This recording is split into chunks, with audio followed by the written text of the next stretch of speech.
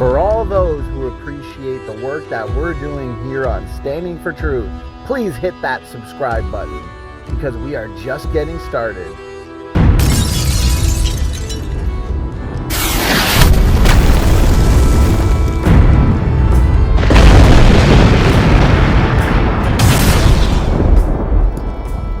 Hey everyone, before we get going, let me just tell everyone who has no idea who we are, that we are a team called Standing for Truth, a small group of young earth creationists dedicated to spreading the truth at any cost.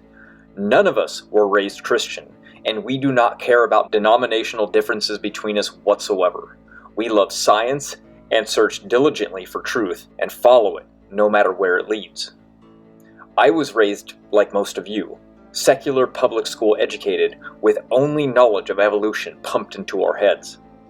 One day, my best friend showed me a video of Aron Ra's flood series, and we watched maybe one or two videos before we eventually stopped and jumped back into playing PlanetSide 2 for about the next 6 hours. But I will never forget it. It was Aron Ra's flood series that made him believe the Bible was nonsense, and was the reason that he was an atheist, believing that there is no way that Noah's flood could be true. One day, I finally took the time and sat back and took my knowledge of science and stacked it up against young earth creation and discovered that everything the evolutionary model explains, so does the young earth creation model, but better. It was at this point that I had no option but to go to where the evidence led. So when I eventually became a young earth creationist, I remembered that video my friend showed me. And the first thing I did was write a book debunking every single comment that Aron Ra made in these videos. I realized later that people really just don't like books anymore. They like videos much more. So now I am finally making this video, destroying Aron Ra's flood series with Standing for Truth, proving that Aron Ra failed miserably down the line in his entire flood series. So rather than make a 10-hour video refuting every single thing he says like in my book, let's just take the first argument that he makes in every single video from his flood series and break it down to show everyone he literally has no idea what he's talking about. Buckle up, everyone. Sometimes getting into what is effectively my job now, I spend more time pretending to be learned than actually learning, and I would. Yeah. The Bible clearly warns us that we should not be deceived by those who preach and teach the philosophies of men according to the traditions and principles of this world, rather than on Jesus and His Word, and get deceived by the sciences of each passing generation. This so-called science of the generation we live in is based on evolution being true from the start and then working backwards. This is called confirmation biased. Unobservable, untestable, unpredictable theories, like evolution, belong nowhere near the classroom and nowhere near Christianity. If we cannot observe it, measure it, test it, and repeat it, then it doesn't even pass the first steps of being a theory, and evolution does none of these. Top that with the fact that it is unfalsifiable and doesn't make future testable predictions, then you have a recipe of lies that has Christians and Catholic alike doubting even their own faith in the Word of God. From an archaeological perspective, the first problem with the fable of Noah's Ark and a worldwide flood is when that is supposed to have happened. Early in the 17th century, Archbishop James Ussher attempted to calculate the age of the earth down to the exact date of its creation, according to the Bible. He did this by adding the ages of biblical characters who begat other biblical characters to establish a genealogical timeline back to Adam. Then he added the previous days of the creation myth to the ultimate date of origin on Sunday, October 23rd, 4004 BC at 9 a.m. His calculations were left unchallenged for centuries, and the so-called young Earth creationists have accepted his determination of the age of the Earth being roughly 6,000 years old, regardless of all the evidence to the contrary. However, they reject his date for the flood. The survey said 100% wrong right out the gate. First, most young Earth creationists do accept a very close version of Ussher's chronology. You yourself even unwillingly admitted this in another video on your flood series. So is this ignorance, lying, or sheer stupidity? I don't know which is worse. Next, Usher dated the landing of Noah's Ark as the 5th of May in 1491 BCE. The survey said. again, 100% wrong. Usher's proposed date of the flood was specifically 2348 BC. So unlike what Aron says, the vast majority of all young Earth creationists believe in Usher's chronology in dating of the age of the Earth and the flood, which he says did not happen at this time, but rather happened in 1491 BC. Usher dated the landing of Noah's Ark as the 5th of May in 1491 BCE. This is when Usher said the Exodus occurred, not the global flood. Ironically, Aron being so adamant that young Earth creationists reject Usher's date of the flood when he doesn't even know when Usher said the flood happened is beyond ironic to me. But alas, I should say that I never gave up on Aron, and I kept trying to find where he got this information from. I was never able to find any source backing up Aron Ra's claim for Usher dating the flood at 1491 BC, and I challenge any critic listening, do the same. Just so you can see for yourself how fake of a guru this guy really is.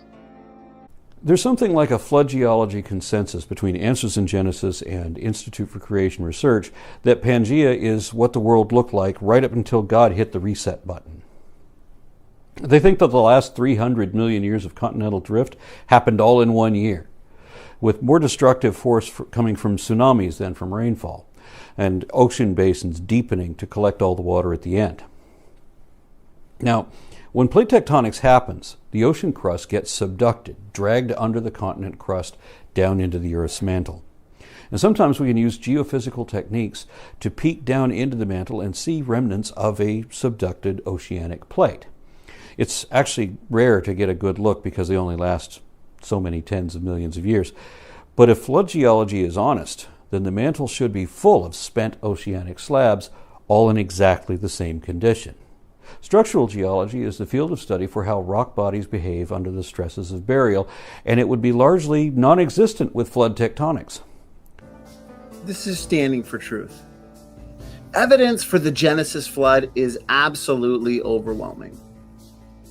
One of the predictions of flood geology, and more specifically, a prediction of catastrophic plate tectonics, is that if plates are being pushed down during the global flood, then they would not have had enough time to melt.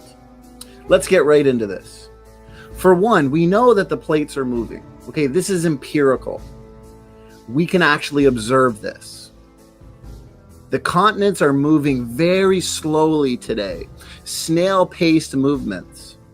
But can these snail-paced geological movements explain the geological features of the Earth today? The answer is no. I am sorry, uniformitarians, they cannot. When it comes to the flood model, we are no longer looking at continental drift. We are actually looking at continental sprint. We are looking at meters per second plate movements. I also want to point out the fact, the scope and scale of the energy produced during the Genesis flood would be profound. The fountains of the great deep break open, and the earth itself is fractured like an eggshell. We've got continents moving vertically. We've got them moving horizontally. Catastrophic plate tectonics actually predicts that the pre-flood ocean crust would be dragged down into the mantle in a process we all know of as subduction. This has happened according to the global flood model just a few thousand years ago. Therefore, we would predict that this cold ocean crust should still be cold today, even though it has actually just descended into the deep hot mantle. Modern seismologists have discovered that there are indeed huge cold slabs of rock down near the core itself in areas that should have warmed up if millions of years worth of time are what actually brought those slabs down instead of the global flood of Noah. Guys, this is a line of evidence that the uniformitarians and the critics are utterly incapable of dealing with. And trust me when I tell you I know, because I have personally experienced it. I've seen them try, and they have failed miserably. Thank you.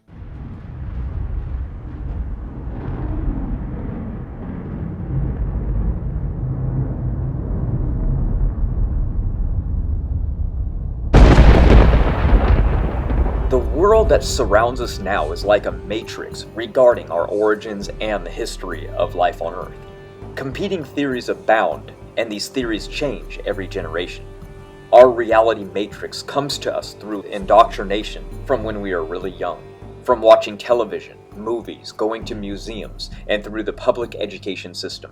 These concepts they instill into our minds undermine what Scripture says, so a young Christian is forced to assume that the Bible must be just a myth because they have no idea how to refute anything they are learning. A perfect example of this is Noah's flood, which has been replaced with the slow, long uniformitarianism ideas. This all came from Charles Lyell, a British lawyer who lived in England that invented the geologic column for one reason and one reason only. In his words, to rid the sciences of Moses. Clearly his agenda and not scientific discoveries were the reason for this. And to this day, his made-up ideas still plague school textbooks and museums as though they are fact, even though countless contradictions abound in the geologic column itself. And even to this day, catastrophism is not even allowed to be considered in evolutionary science class. Think about that. The Bible predicted this long ago.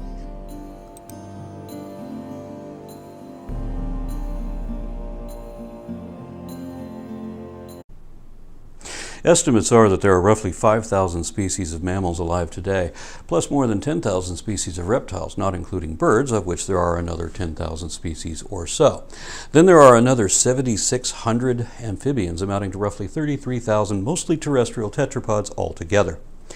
That doesn't account for fish or insects with a vast majority of life on Earth, only the relative few that the biblical authors would recognize as having the breath of life.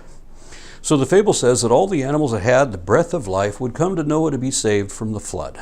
Thus, the first thought you might have is that Noah loaded 66,000 individual animals onto a box that couldn't possibly hold them all. In 2014, a group of master students at Leicester University decided to settle the question. They used the biblical measurements to calculate the size of the ark. Then they used the density of the water to figure buoyancy, and from there determined how much weight the ship could endure before sinking. Their conclusion? Noah could have put 70,000 animals on board and the ship would have floated. And what do you know? It floats. Considering the amount of water currently in the oceans is about 1.37 billion cubic kilometers, then in order to cover all the high mountains everywhere under the heavens, would require an additional 4.4 billion cubic kilometers, or a billion cubic miles of water. I have to convert the metrics, since most of my target audience are Americans who don't understand science. So the vast majority of your audience, meaning your fans, are Americans who you're making fun of. Bravo. Bravo. So to flood the world the way the Bible said would take roughly 3 times the amount of water we already have. Where did all this extra water come from? And we know that it couldn't already be here because the land would still be covered now. It's these type of statements that make me think he has either never looked at a single flood model at all, or he is just straight out lying about what he says. Because nearly every flood model says that the oceans we're looking at today are a remnant of the floodwaters that came out of the earth, including the icebergs, and that a good portion of the water receded back exactly like what's described in the Bible. Shut up! How did young Earth creationists decide that the universe was only 6,000 years old? A 17th century monk added up the obviously dubious ages of generations of fictional characters from his favorite folklore, and from that he determined that the world was magically created on October 23rd, 4004 BCE. But the leading propaganda mills of this type of resistance to reality do hold to a 6,021-year-old world, and they hold similarly specific dates for their mythic flood, too. Answers in Genesis said it happened in 2370 BCE. Institute for Creation Research said that it was in 2348 BCE, and Creation.com says it was 2304 BCE. And all these believers agree that according to the scriptures that they worship, their flood should have happened less than 4,387 years ago. We have trees older than that. This bristlecone pine, for example, was once famously hailed as the oldest living individual organism on Earth. At 4,765 years old, this tree would have been 300 or 400 years old at the start of Noah's flood. The way we know that is with dendrochronology, the study of tree rings.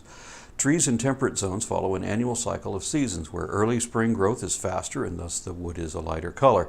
But as growth slows down again in autumn, the wood is denser and thus darker, creating a sequence of one additional ring for each year of growth.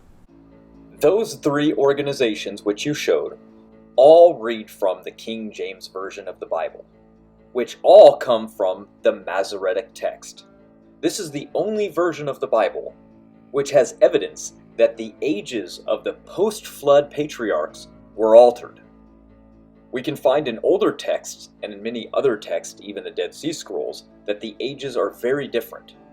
And by adding back those ages, you push the flood back 5,320 years. Therefore, dendrochronology aligns with the global flood easily.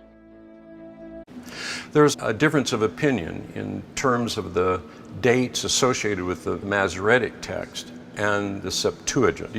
Can you explain that a little bit? First, we go back to Genesis 11. And within Genesis 11, we have one of the genealogies. Basically gives us the history of the transmission of people going from the time of the flood down to Abraham.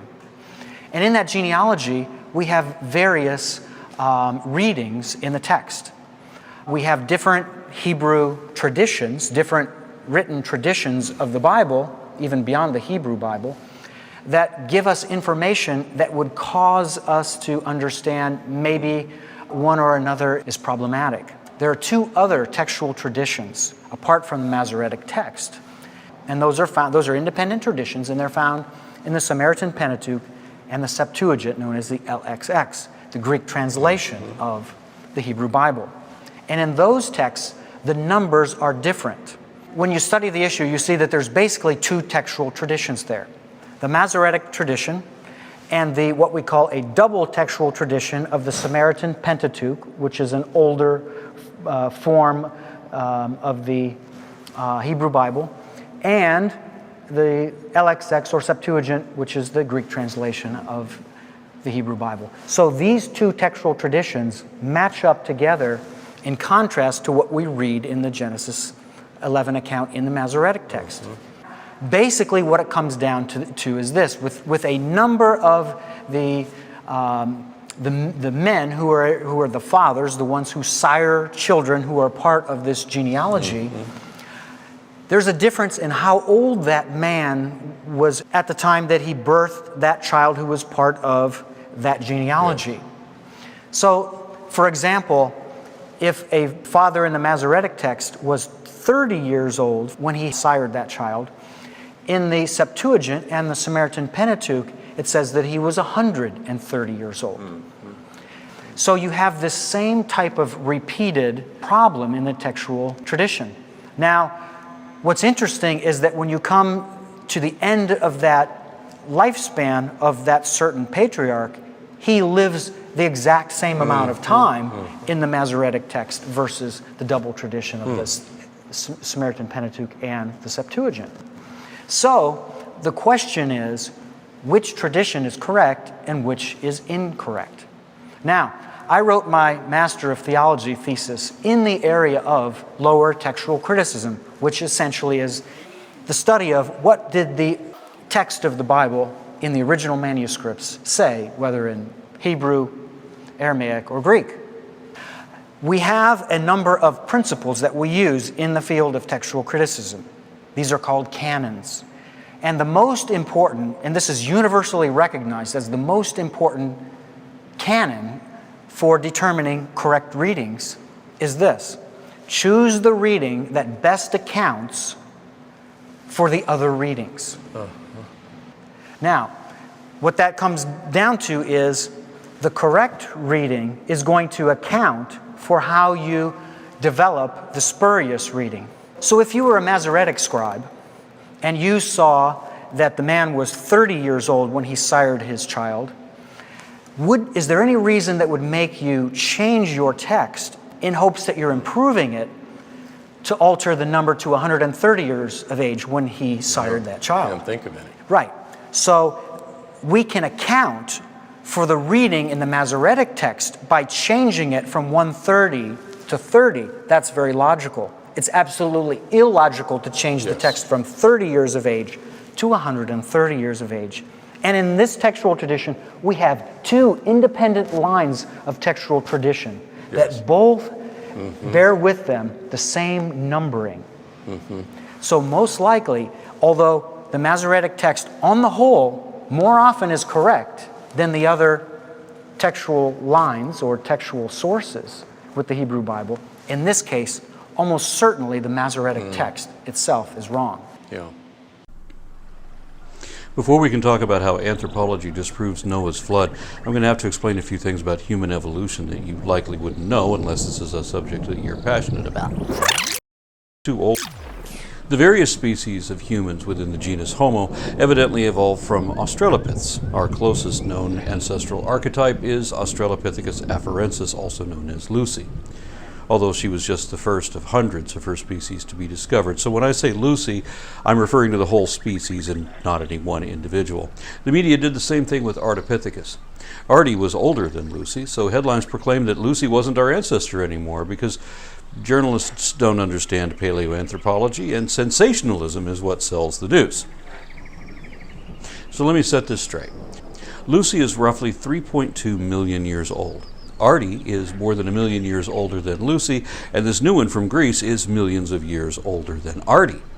Artie's descendants may have led to multiple branches, only one of which include Lucy. Lucy's lineage led to multiple branches, only one of which include humans. The survey said Aron Ra looks to the fossil record, but the fossil record is no help to Aron Ra. The further we go back in the fossil record, we actually run into what is called the Cambrian explosion, where we have all this phyla suddenly appear out of nowhere. We have jellyfish, coral, trilobites, these greatly different organisms, these different body types, all highly complex structures, and yet no evidence for this assumed evolution. This is the opposite of what Darwin expected. If we have a phylum level event, there must have been astronomical numbers of evolutionary experiments in order to evolve such amazing complexity and features. The evidence isn't there, Aron Ra. The evidence does not support universal common ancestry. The fossil record does not help Aron Ra. Genetics does not help Aron Ra. Genetics confirms separate ancestry. We see boundaries. We see boundaries in both the fossil record and genetics. This is all confirmation of independent origins. As a matter of fact, if we were to just focus in on humans in the fossil record, we see no evidence of hundreds of thousands of years of human existence. Sorry, Aron Ra. Given the evolutionary model that Aron Ra holds to, we can assume there were about 1 million Homo erectus living across Eurasia, Africa, and essentially handling a massive distribution. Now, let us say their average generation time is 20 years.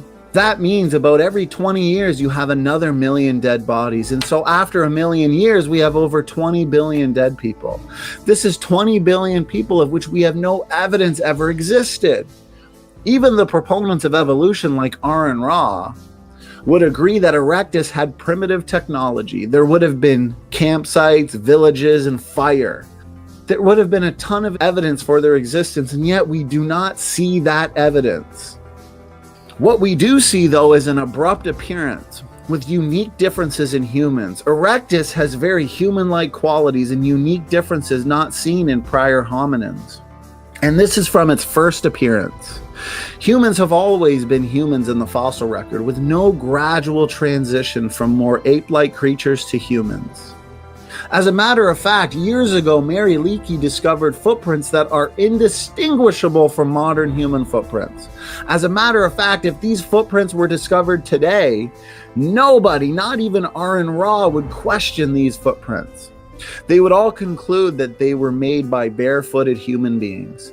Evolutionists have dated these footprints to roughly 3 or 4 million years ago, and therefore, because of their circular reasoning, they cannot conclude these were made by humans.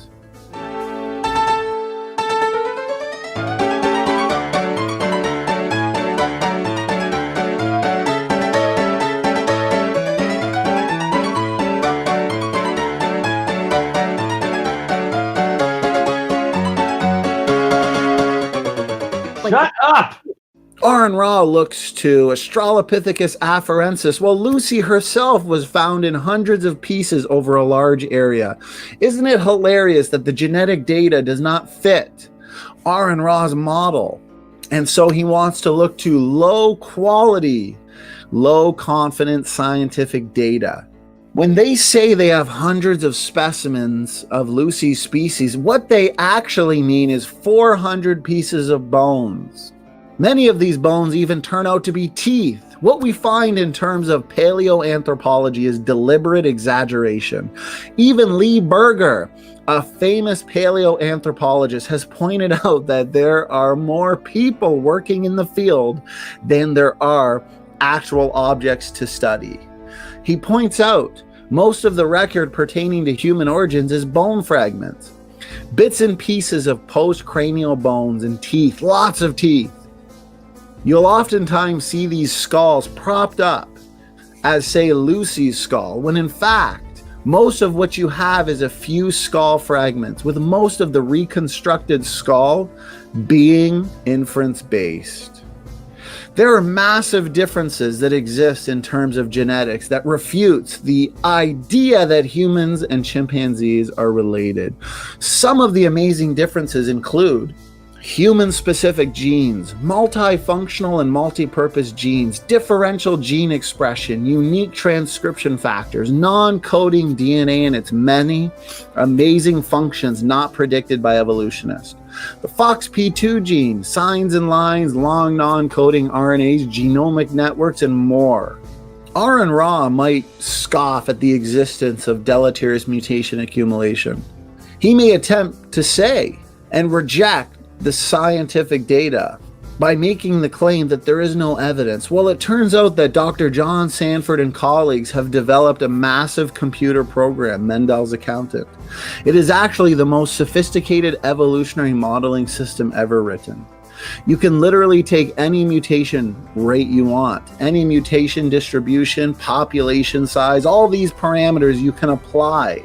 You can apply these artificial populations. We then allow it to run its course. We look to natural selection, and we find over and over and over again that any realistic set of parameters, evolution does not work. Genetic degeneration is inevitable, and Aron Ra has no answer. The rescue devices he could look to: truncation selection, mutation count mechanisms, synergistic epistasis, super beneficial mutations, trade-offs, you name it. They have all been looked at, analyzed, and published, and they all fail. They all fail miserably. They've been falsified. What we observe in the fossil record is death, degeneration, and extinction.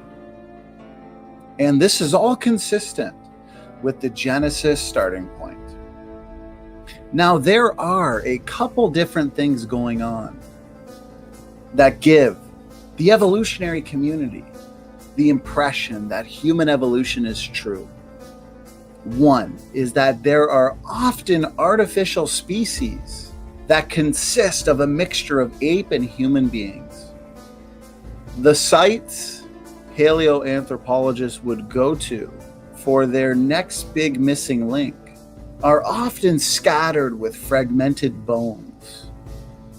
Consequently, bones of multiple species would be confused as one single species, when in fact they were separate species, humans and apes. The bones are being found together at these excavation sites, intermingled. For example, Australopithecus sediba and Homo habilis could be artificial constructs that consist of a loose collection of human and ape bones.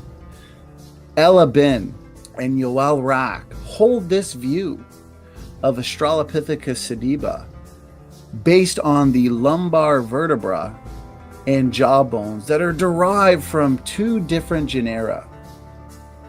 Also, Australopithecus afarensis is claimed by experts to be a chimeric species. It is a jumble of bones from multiple species.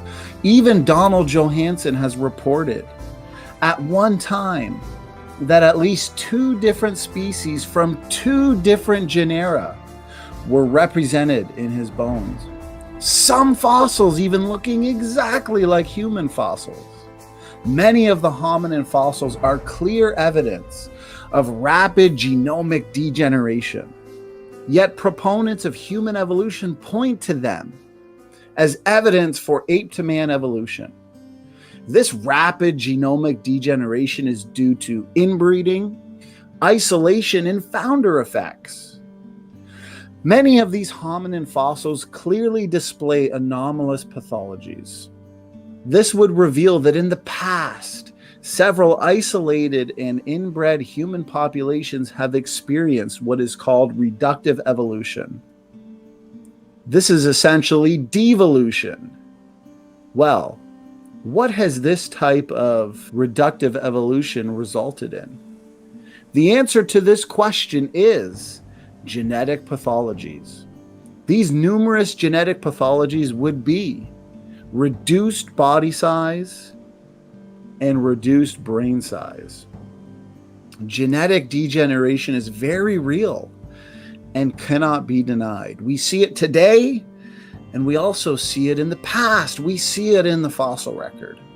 Homo naledi, a frequently pointed to example of human evolution, is simply more evidence of reductive evolution. This is what we see. Naledi was clearly inbred and suffered from genetic degeneration, again resulting in reduced body size, reduced brain volume, and various pathologies. The same thing is observed in Erectus. Although less advanced, the reductive evolution is clearly present.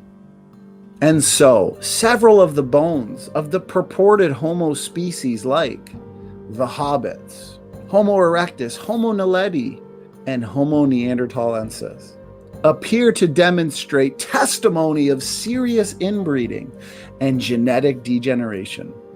This would be, of course, due to post-Babel dispersion of people groups. Many of the people groups would have migrated to parts of the earth that were less than ideal. If a people group, for example, became isolated and inbreeding resulted as a consequence, rapid genetic degeneration would occur. Harsh environmental conditions in the immediate post-flood world would also lead to disease, nutrition deficiencies, and environmental related genetic degeneration. There were many negative factors at play in the immediate post-flood and post-Babel world that would lead to accelerated genetic decay of small people groups. This means that many of the troubling human fossils that evolutionary proponents say are pre-human are better realized to be devolution. We oftentimes see morphological and genetic degeneration. We are told by the evolutionists that these fossils are evidence for ape-to-man evolution, when in fact, this is just more evidence of genetic entropy. Genetic entropy is a reality, and the critics deny this reality. They deny reality.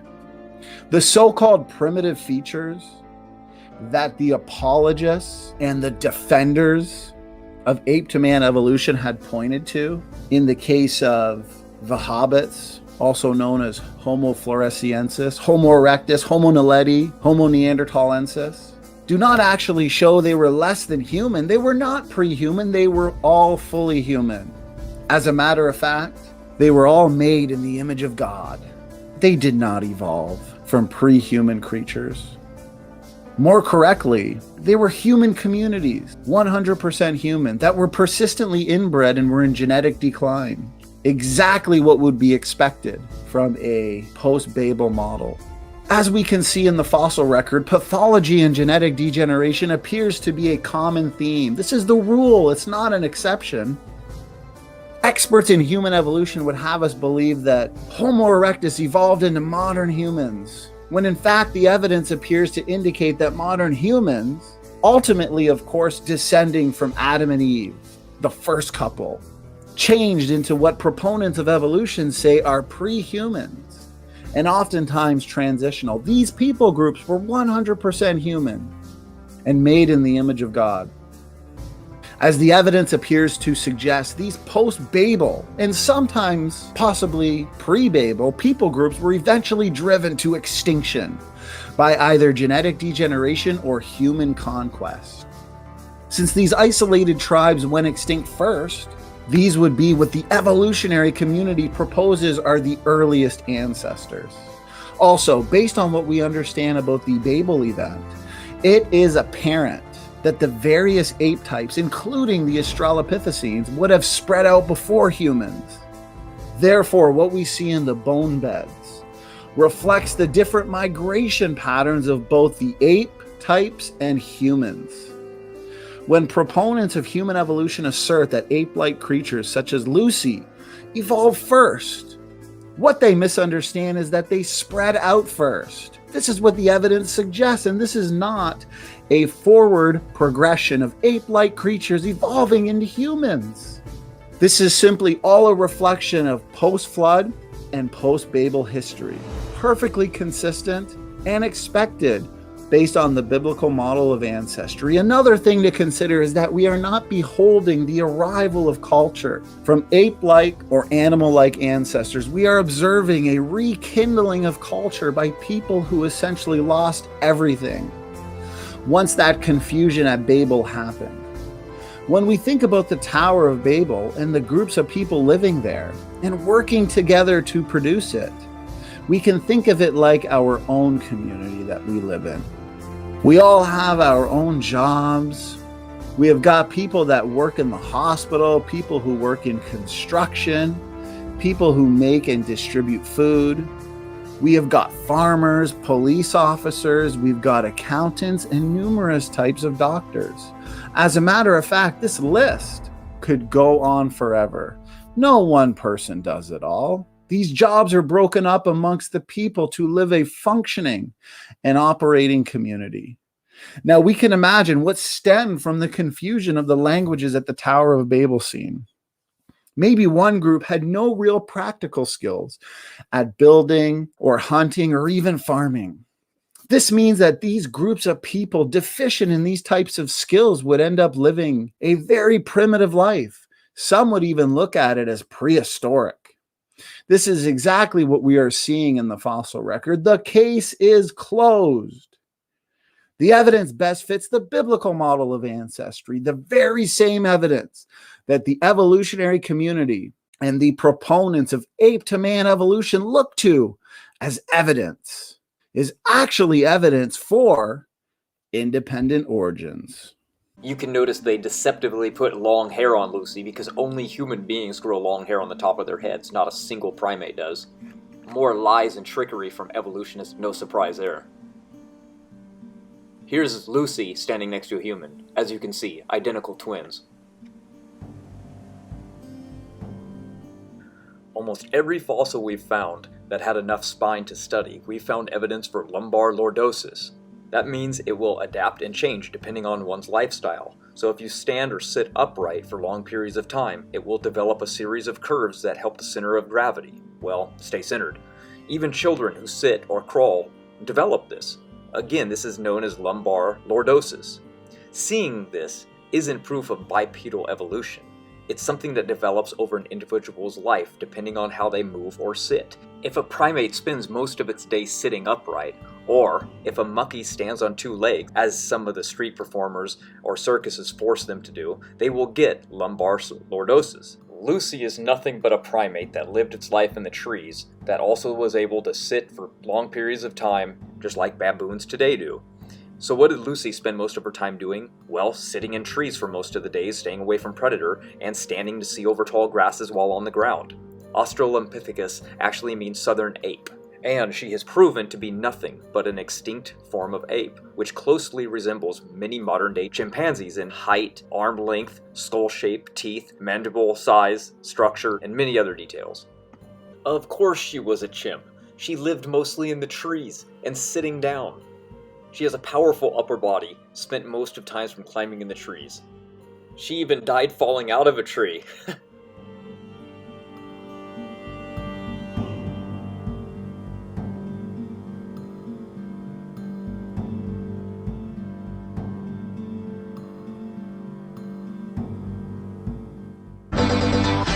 The debate about whether Lucy's species spent most of their time walking on land or in the trees has continued since her discovery in 1974.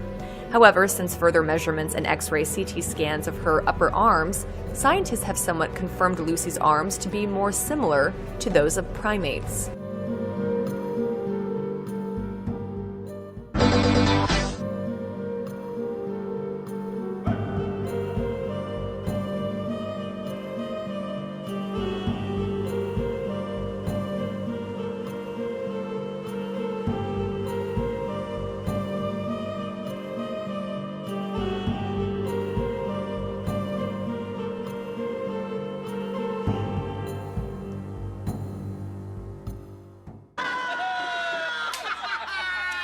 Living fossils is just one of 4 simultaneous experiments that I carried out to test evolution.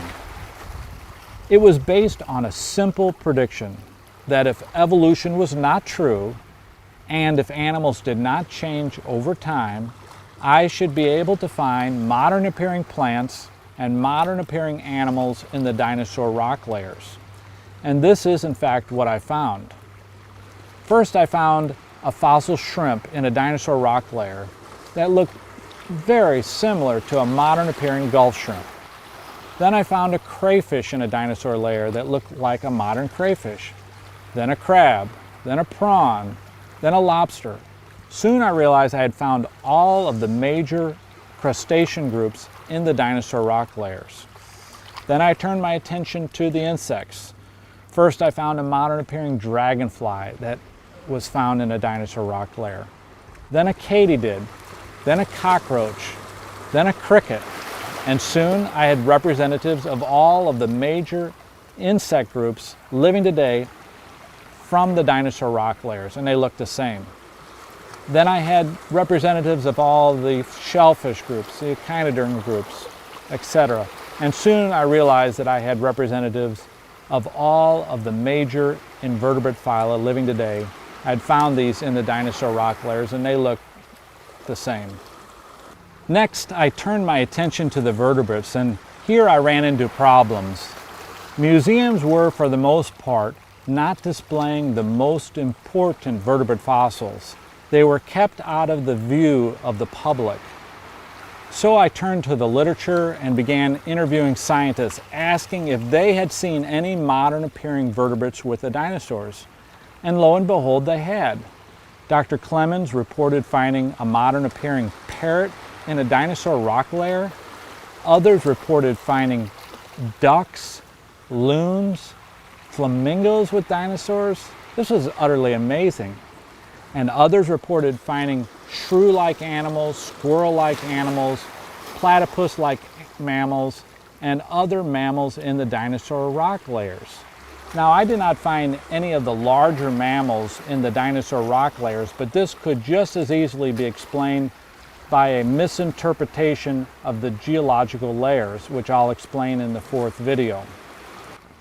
Lastly, I turned my attention to the plants, and once again, I found representatives of all of the major plant divisions living today in the dinosaur rock layers, and they looked the same. Sequoias with dinosaurs, oak trees with dinosaurs, magnolias, dogwoods, etc. It was It was amazing. In summary, I predicted that if evolution was not true, I would find modern appearing plants and modern appearing animals in the dinosaur rock layers. And this is in fact what I found. It's proven. You got the fossil record. It shows all the steps. Fossils don't prove evolution. Fossils don't mean anything as far as evolution is concerned. We don't need them. Forget fossils. They just aren't important. We have a very good set of bones saved from fossil records showing that the whales evolved through a long period of time from animals that were on land to animals that are in the water. Fossils don't mean anything as far as evolution is concerned. We don't need them. Evolution is very much a part of that tradition. We are constantly revising. Tradition? You don't have to trust tradition. I mean, come on, there's different traditions all over the world.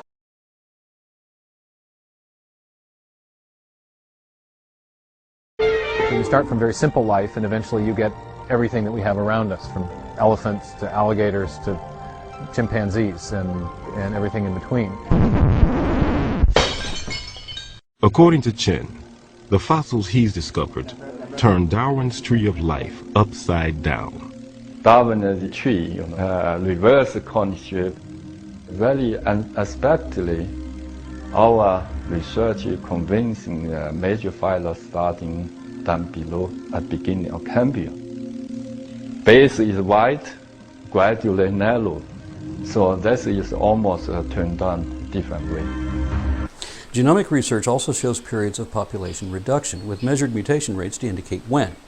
These are consistent enough that comparative genomics of different populations shows that about 12,000 years ago, some unidentified cataclysm wiped out about 3/4 of most large mammals. This is not concordant with the flood, either in timing or effect. Some species went extinct, some came through all right, but cheetahs barely survived, meaning that so few of them made it through that there was a population bottleneck causing a loss of genetic diversity. This left cheetah DNA with the deficiency of being effectively inbred. That was 12,000 years ago, thousands of years before the world existed, according to young earth science deniers, and cheetahs are still suffering this effect. Now, if there was a global flood, it wouldn't just be cheetahs. Every terrestrial vertebrate would be similarly deficient. Studies of the human genome show that we've experienced a number of bottlenecks too, mostly associated with migration combined with a number of environmental factors.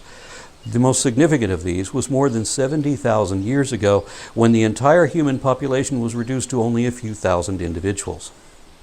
Imagine how much worse it would be if it were ever down to just 2 individuals, 1 male and 1 female, such that all their descendants had to be incestuous. If there had ever been a global flood, then every species would be severely compromised by a lack of genetic diversity. I'm really, really excited for this one. This one's one of my favorite topics here. So let's get right into it. Now, I think this is obvious because a direct expectation from the biblical model, okay, is in fact low genetic diversity in human beings. This is simply because God tells us in Genesis, okay, that he created 2 people, Adam and Eve. What would this do? Well, this would restrict levels of genetic diversity. Okay, this would restrict levels of genetic diversity also in the mitochondrial DNA, the Y chromosome, and this is exactly what we see, extremely low genetic variation, pointing us back to the first couple, Adam and Eve. Modern genetic data has confirmed these expectations. And these claims made in Genesis are very, very specific. They did not have to be true. And yet, low genetic diversity is exactly what we see. We are 99.999% similar. Anybody on this planet. Now, the evolutionary community, I want to point out, they were completely shocked by this. Okay, because if the evolutionary fairy tale were true, for example, a man has actually evolved from ape-like ancestors. Okay, the Australopithecines were evolving for millions of years, and you've got, you know, the so-called transitional forms like habilis or sediba, for example. And then you've got Erectus, who's living on the planet for millions of years, accumulating more and more genetic diversity. You know, mutations by definition add genetic diversity because a mutation is adding something that was not previously there. Okay, so millions of years of human evolution, we would then expect higher levels of genetic diversity, and that's not what we've discovered. We've found low levels of genetic diversity. So what the evolutionary community had to do was invent a post hoc, ad hoc, out of Africa evolutionary bottleneck. It's rescue device upon rescue device upon rescue device with these evolutionists. And the reason why they invoked this was to reduce levels of heterozygosity and increase levels of homozygosity, okay? And what's funny is, according to the human evolution story, this would have been an extended, a prolonged population bottleneck. And this is necessary according to their model because they need to reduce those levels of genetic diversity to roughly where they are today to explain the data. We did not have to explain away the data. We didn't have to do that. And this is why it's post hoc, ad hoc. They've essentially, what they've done is they've retrofitted the data, the genetic data, into their story. But what's funny is the rescue device that they invoke, this hypothetical out of Africa population bottleneck, it would have been extremely genetically compromising to that population of, say, 2 to 10,000, because we know inbreeding by definition reveals the hidden reservoir of genetic mistakes. These mutations that have been accumulating for millions of years, they are in a recessive state. These are then manifested, and what they do is they lead to accelerated genetic degeneration, okay? These deleterious mutations, they're coming to the forefront. This population of 2 to 10,000 would have been so genetically compromised that there is no feasible way to then have this population suddenly explode into all parts of the world, seizing dominion over the planet. This population would have been at near extinction. And we have an example of this today with cheetahs, for example. They're down to about 7,000. They're highly degenerated. They're genetically compromised. Conservationists are worried about their possible extinction. Their sperm is degenerate. We're not going to suddenly expect this population of 7,000 cheetahs to explode into all parts of the world and just suddenly seize dominion over the planet. And I know that's a little bit tongue-in-cheek, okay, but that is what these evolutionists are proposing with their highly genetically compromised population of 2 to 10,000, okay? So here's the point to take away from this. Biblical creationists, we expected, based on the starting point of 2, Adam and Eve. Okay, this would restrict levels of genetic diversity. This turns out to be the case. Human beings are all 99.9% similar. The low genetic diversity, that confirms what? Well, it confirms that we have all originated from just 2 people, Adam and Eve, just thousands of years ago. And as we know, as we covered in that moment, the low genetic diversity was exactly what biblical creationists expected to find.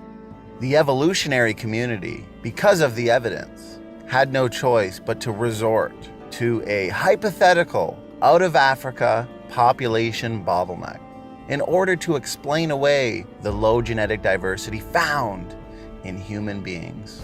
This is essentially storytelling. This is a rescue device. And it's an invention that was invoked simply to explain away the genetic related data. The genetic related data that doesn't support ape to man evolution, nor does it support universal common ancestry in general. So, as we know, according to their post hoc ad hoc story, it would have been highly damaging since it consisted of not just a 1 generation bottleneck followed by rapid and exponential population growth like us, like our model, okay? It consisted of an extended bottleneck, a prolonged bottleneck in order to reduce levels of genetic diversity that they did not predict, by the way. This is why it is exactly a post hoc ad hoc rescue device. It was essentially a near extinction event, an event that was connected with severe inbreeding. And we know genetically, we know what inbreeding does. We know what the effects are, because these mutations, they come to the forefront and they lead to rapid and accelerated genetic degeneration. They're manifested essentially because of inbreeding. This is not a good thing, and this is why this fairy tale that the evolutionary community invokes is not even somewhat reasonable. And this is why those who hold to evolutionary theory and ape to man evolution. This is why they have an unsolvable problem. And this is the issue. This is the issue with explaining all DNA differences, all DNA diversity as a result of what? As a result of mutations, as a result of genetic mistakes over time, essentially. We start with the assumption that God would have front-loaded Adam and Eve, which applies universally across the biblical kinds. God would have front-loaded them with created nuclear heterozygosity, because when God said to be fruitful and multiply, did God mean for this to be carried out through cloning? Of course not. Of course not. God did not say to be fruitful and clone yourselves. He said be fruitful and multiply. So this is why the starting point of design diversity makes sense both theologically and scientifically. Now, here's what I find funny, guys. The fact that the critic will very frequently, Jay and I have had almost 100 debates, and I have discussed and debated the critic on this argument more times than I could count. The argument has to do with inbreeding. They'll say we have an inbreeding problem according to the biblical base model of ancestry and independent origins, okay? Here's the thing though. As I said, it's based on a straw man, it's based on a misrepresentation. There's no problem at all. Let me briefly explain why we don't have a problem with inbreeding like the evolutionists do. Think about it. According to the model of independent origins, according to our model of biblical ancestry, we start with just two people, Adam and Eve. Adam and Eve were specially created by God just roughly 6,000 years ago. And then 10 generations later, we have a second bottleneck of what? Of just 8 people. Noah, his wife, their 3 sons, and their wives. So 8 people. At creation, since we hold to the design diversity hypothesis, Adam and Eve would have started with no mutations. No mutations. This goes back to genetic entropy, okay? We take this point of most accumulating mutational load, okay? This point of most genetic entropy, okay? Take that back to a point in time of least accumulating mutations, okay? A point of least genetic entropy, that would be point of creation. That would be this point of Adam and Eve with no mutations. So 10 generations later, we now have this second, another benign bottleneck. It is a single generation bottleneck, also followed by rapid and exponential growth. Now remember, inbreeding reveals the hidden reservoir of genetic mistakes. If there are no genetic mistakes to be manifested to lead to the negative and damaging problems that inbreeding results in, according to our model, Adam and Eve would have had no mutations, and at the flood there would have been some mutations, but not nearly enough to lead to the type of genetic degeneration that the evolutionary model would consist of. Because remember, the evolutionists explain all DNA differences as the result of mutations over time. So by the time they get to their bottleneck, they've had millions of years of mutation accumulation, because adding mutations adds genetic diversity. So they explain the origin of genetic diversity, that natural selection can act upon this variation. They explain this as the result of mutations. So now they've got a ton of mutations that are just waiting to be manifested, just waiting to be revealed in order to lead to rapid, essentially, genetic degeneration. Well, we explain the majority of DNA differences as a result of created nuclear heterozygosity, okay? So according to the biblical model, both bottlenecks, creation and the flood, were extremely, extremely brief. Just one generation. It's a one generation bottleneck, not an extended bottleneck like the evolutionary community believes in. And most importantly, it was followed up by explosive growth, rapid and exponential population growth. This means that most of the original created heterozygosity would not have been lost. They would have retained most of it, okay? Based on the fact that these bottlenecks were brief and followed up by rapid and exponential population growth. So the whole point is, guys, in both bottlenecks, you'd have almost no accumulated mutations, okay? So no negative, essentially, inbreeding effects genetically.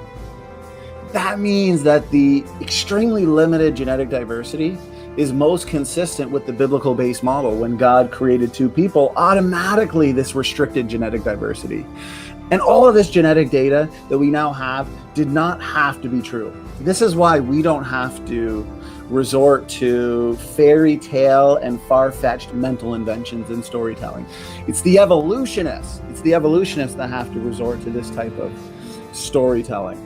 So point is, the evolutionary model has the inbreeding problem, and the biblical model does not have an inbreeding problem for all the reasons that I've explained above.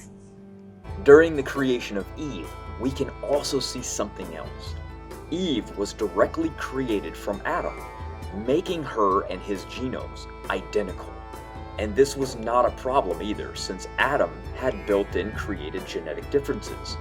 This is why God told Adam to be fruitful and multiply, not be fruitful and clone yourself. Why would God even bother creating diversity in the first place if he wanted clones everywhere? It makes no logical sense, because it's not true. Without built-in genetic diversity, all life would be the same. God loves diversity, and we can see this when we look around at the animal kingdom and even other stars and planets. But genetically, with this built-in created heterozygosity, it shows us that within all life, different creatures have different built-in created design differences. And we can find this in their nuclear DNA. And this is what we look to determine hierarchy and, to some extent, what is related. However, what discriminates between the creation and the evolutionary model is the functional design differences between life. For example, if we look at two people and they are both wearing red shoes, does this mean that the shoes are of the same brand? No, of course not. Though they look similar and can be taken and lined up into a nested hierarchical pattern, it doesn't prove anything. One pair of shoes was directly made for running. They have a spring in the heel, an extra cushion for impact, with arch support and laces that were created to not wear out, with waterproof exterior created for dealing with the harsh elements. As were the other pair of shoes, though they look identical, were created for bowling. With zero traction, they were designed to slide across a waxed hard flat surface and enhance the performance while bowling. And that's it. So though the two may look similar from a distance and would be classified as shoes, they are functionally different and were created as such. Therefore, if we see something that looks similar, that is not enough to determine relation. Are boots related to shoes? They both go on your feet, right? But no one would ever call them shoes. But if you draw a circle wide enough, you can now classify them as being related because of that feature of them going on your feet. This is what evolutionists have done with their classification scheme. They have made a circle big enough to capture everything, and then pretend that it's proof that everything is related. So do not fall for their semantics. That is all cladistics has become. Now, in regard to mitochondria, this was created brand new, without any genetic mutational differences at all. All differences in the mitochondria have arisen recently, over time, from mutations. Therefore, we can look to the mitochondria as a clock that can determine age, but we look to the nuclear differences to determine relation. This also explains why inbreeding was not a problem either, because the genome is so large that it took a very long time before it became an issue. The global flood bottleneck essentially reset genetic diversity, and it was only after many generations that intermarrying was no longer viable and a law of incest was given to mankind.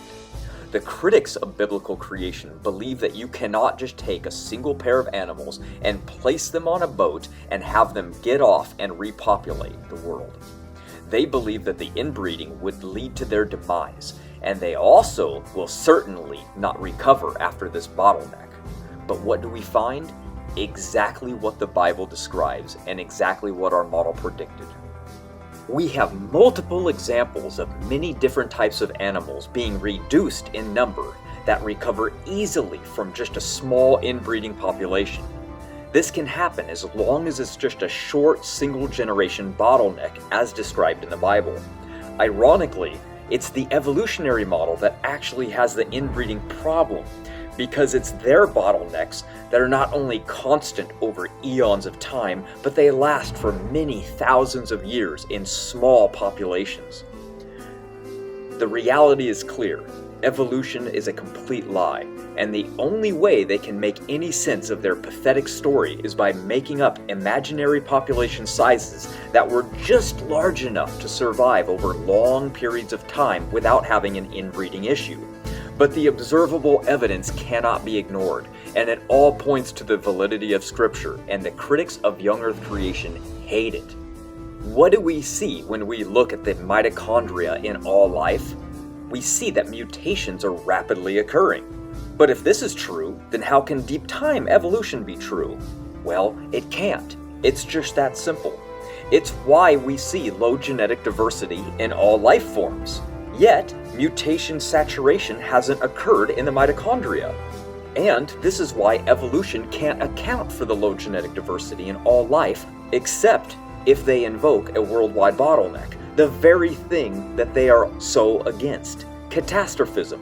Yet, they must invoke it, or else they are ignoring the clear genetic data. They are stuck between a rock and a hard place. In one hand, they hold all the evidence that shows that life arose recently, and in the other hand, they have to admit that Noah's global bottleneck and the biblical narrative are true. Either way, they are finished, and this is why they try to spin the data without any physical evidence, even in their own made-up geologic column. And they admit this. This isn't me making it up. What evolution does is it takes the evidence and then builds the story around it. That way, they can always claim to have the evidence on their side. But what they have done is not actually science. It is force-fitted data to validate their narrative. Remember, the Bible is true and the data already fits it. We can't go back and change Scripture. That wouldn't even be possible. We're stuck with what it says, and the evidence lines up perfectly. They have to come along with their pagan theory and say that the data fits it better. And this is why they fight young Earth creation with a religious fervor, as though they are deeply religious people themselves. And they are, following a pagan belief. This is why it's called naturalism, and it's a philosophy. Don't be fooled, because they can and will lie to you and try to make you believe otherwise. You see, they need pond scum to people evolution to be true, or else creation is true. They cannot have this, and they fight it hard by any means necessary. This is why they fight to keep it out of the classroom. There were a handful of different species or subspecies, and they too spread out of Africa, again, in multiple ways. Homo erectus, for example, spread all over Asia and Europe as well as Africa, where they evidently first appeared. And although they're considered to be a single species, Homo erectus is much more diverse than modern humans. I mean, we found hundreds of Neanderthals and other distinguishable human groups who were all noticeably similar to each other, but Homo erectus varied remarkably, both in their assorted sizes and the range of sizes of their brains. And if they were that different on the inside, then how would Java man compare to Dimonasi, for example, on the outside? How did their behaviors or habits differ from each other? There's no way to know without a time machine. Isn't that a shame? You may have seen another sensational news story talking about 315,000-year-old anatomically modern Homo sapien fossils recently discovered in Morocco. Why is this significant? Well, it's 100,000 years older than we thought that they would be, but also understand that modern man, Neanderthals, and Denisovans are all descended from an earlier species, Homo heidelbergensis, which also originated in Africa, itself a descendant of Homo erectus.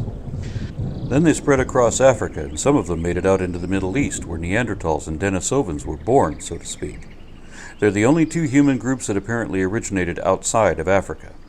Then they diverged and went their separate ways. And sometime after that, we emerged from heidelbergensis tribes that were still in Africa. We share a common ancestor. Sapiens, Neanderthals, and Denisovans are like brothers of the same father. Neanderthals are like our older brothers, a couple 100,000 years older.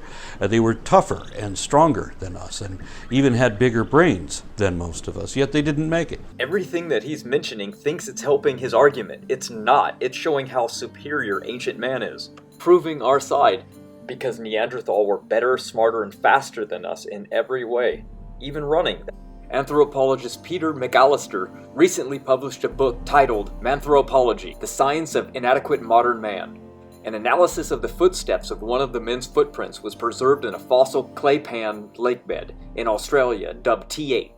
It shows signs that the runner reached speeds of 37 kilometers per hour in a soft, muddy lake edge. Yes, he was moving at 23 miles per hour. Neanderthal were extremely fast and extremely strong, far superior than people today. Evolutionist George Johnson perhaps unwittingly illustrated this in his biology book, The Living World, when he wrote, "Thoroughbred racehorses are all descendants of a small initial group of individuals, and selected for speed, it has accomplished all it can with a limited amount of genetic variability. The winning times in major racehorses ceased to improve decades ago." We think that pre-flood man lived about 900 years, some of them. In order for this to be true, pre-flood man's physiology had to be superior than ours. Neanderthal had better bone structure, and their bones were thicker and stronger than ours. They had better muscle tone. Neanderthal have up to 50% more asymmetry, better occlusion, stronger teeth, and larger brain cavity. This makes a valid argument saying that Neanderthals were smarter than us because it's been linked that brain size and intelligence are correlated. We have now found evidence that Neanderthal DNA is 99.5% identical with present-day humans, and that Neanderthal DNA appears to fall inside the variation of present-day humans. Neanderthal had less hair on their backs than present-day humans do in theirs. This is due to a genetic marker RS4849721. This marker is shared by Neanderthal and present-day humans.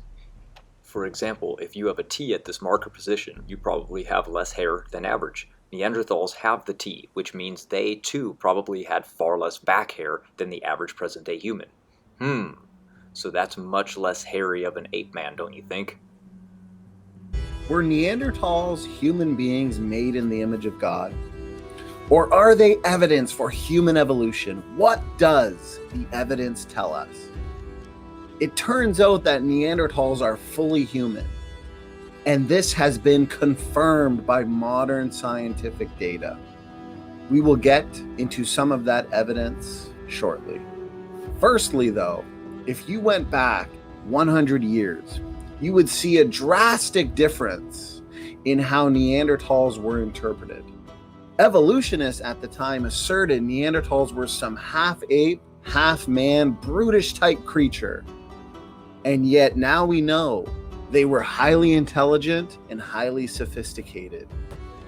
We know they were highly inventive with a diverse diet. Neanderthals had boats and exhibited purposeful navigation. What animal other than humans make boats and navigate the open seas? This, of course, requires high levels of intelligence. They even got to some of the islands in the Mediterranean that were never connected to the mainland. We know they buried their dead, had music. They were into cosmetics. They painted in caves. They had the capabilities to control fire. I mean, the list goes on and on and on. They were clearly human beings made in the image of God. And worst of all, for the evolutionist, we have their genes. We interbred with them. We also know that Neanderthals have the same FOXP2 gene that gives modern humans the ability to speak. Genetics is the best way to determine ancestry, and the genetic evidence tells us that Neanderthals interbred with the direct ancestors of modern people. Looking to the biological species concept, then we are by definition the same species. Now it appears that people outside of Africa carry 3 to 4% Neanderthal DNA. We literally have their genes. In light of all this data, how could anybody claim Neanderthals were not fully human and related to our first couple, Adam and Eve? There are some militant critics of biblical creation and the biblical model of ancestry that do reject the clear facts by using an argument that goes like this. They will say, Neanderthals exhibit a different set of biodiversity compared to Homo sapiens. And when we characterize and quantify those differences, this ends up putting Neanderthals as a sister group, as compared to the same species as Homo sapiens. To represent the argument as accurately as possible, the argument insists that it is not about the quantity of differences. Neanderthals and Homo sapiens are 99.7% similar, but it is about the specific differences. When we look at specific genetic markers found in Neanderthals that are not found in any Homo sapiens, we can also look at genetic markers that are in Homo sapiens that are not found in Neanderthals. This indicates that Neanderthals and Homo sapiens belong to separate clades that share a common ancestor according to the evolutionary model. So the question is, why were Neanderthals different? Well, first of all, they experienced different environmental conditions. They had a different history, and they were also literally the most inbred population we have ever seen. When you look at their runs of homozygosity, you quickly realize that they have extremely high levels of homozygosity. They have these massive stretches of identical letters in their genomes, which means there was a ton of inbreeding, and this is population-wide. Neanderthals changed over time.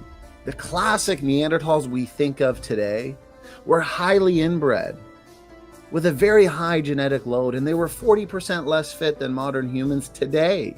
They were on the verge of extinction. They were extremely well adapted as well to their cold environmental conditions.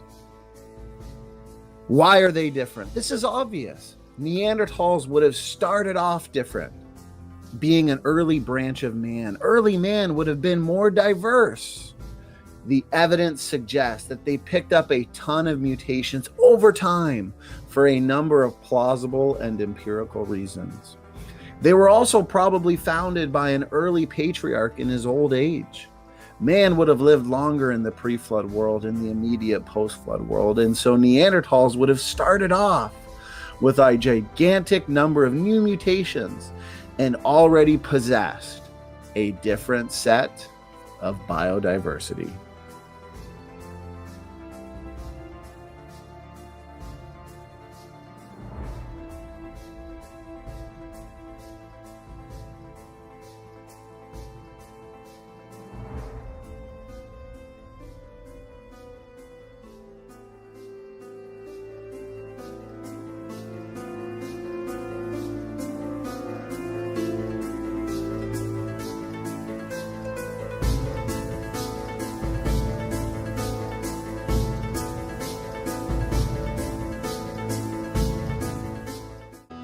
They need to indoctrinate the kids while their mind is weak. If somebody is listening to me right now that believes in evolution, they are probably too unhappy and too mad to even hear what I'm saying. But I'm asking you to be a critical thinker and ask yourself, why do you believe that evolution is true? And why do you think people arose in Africa and left in the out of Africa theory to begin with? I sure hope your answer isn't because the masses believe something, because that's a horrible answer. And I hope, rather, it's instead the real answer: genetic differences, right? You see, they looked and saw that Africans had more mutations than Europeans, and said, well, if this is true, then Africans must have been around longer, and therefore there must have been a later out of Africa event. Simple logic, really. That was until we discovered there are lots of other reasons that Africans could have more mutations than Europeans, even if they arose at the same time. We found PRDM9 variants were common in Africans but rare in Europeans. Since PRDM9 determines how fast recombination occurs, and since Africans have faster recombination rates, it is obvious they would have more mutation differences because of this alone. But then we find different conditions in different geographical locations also make a huge difference, such as altitude. Thus, higher mutation rates at lower altitudes could have higher mutation rates. Then we find warmer temperature locations also speed up mutation rates. Well, Africa is an extremely warm region. And then we find Africans also have shorter generation times. The matter of fact, where diversity is the highest in Africa is where generation time is the lowest. And since this speeds up mutation rates, this also accounts for why Africans would have more diversity. Not because evolution is true, or that Africans have been around longer. Then along comes young Earth creationist Dr. Jensen, who predicted that the most diverse African groups will be found to mutate twice as fast in their mtDNA. So we are the ones making mutation rate predictions. We are the ones that are predicting things. Evolution does not, because it can't, and they admit that they cannot, therefore making it not science.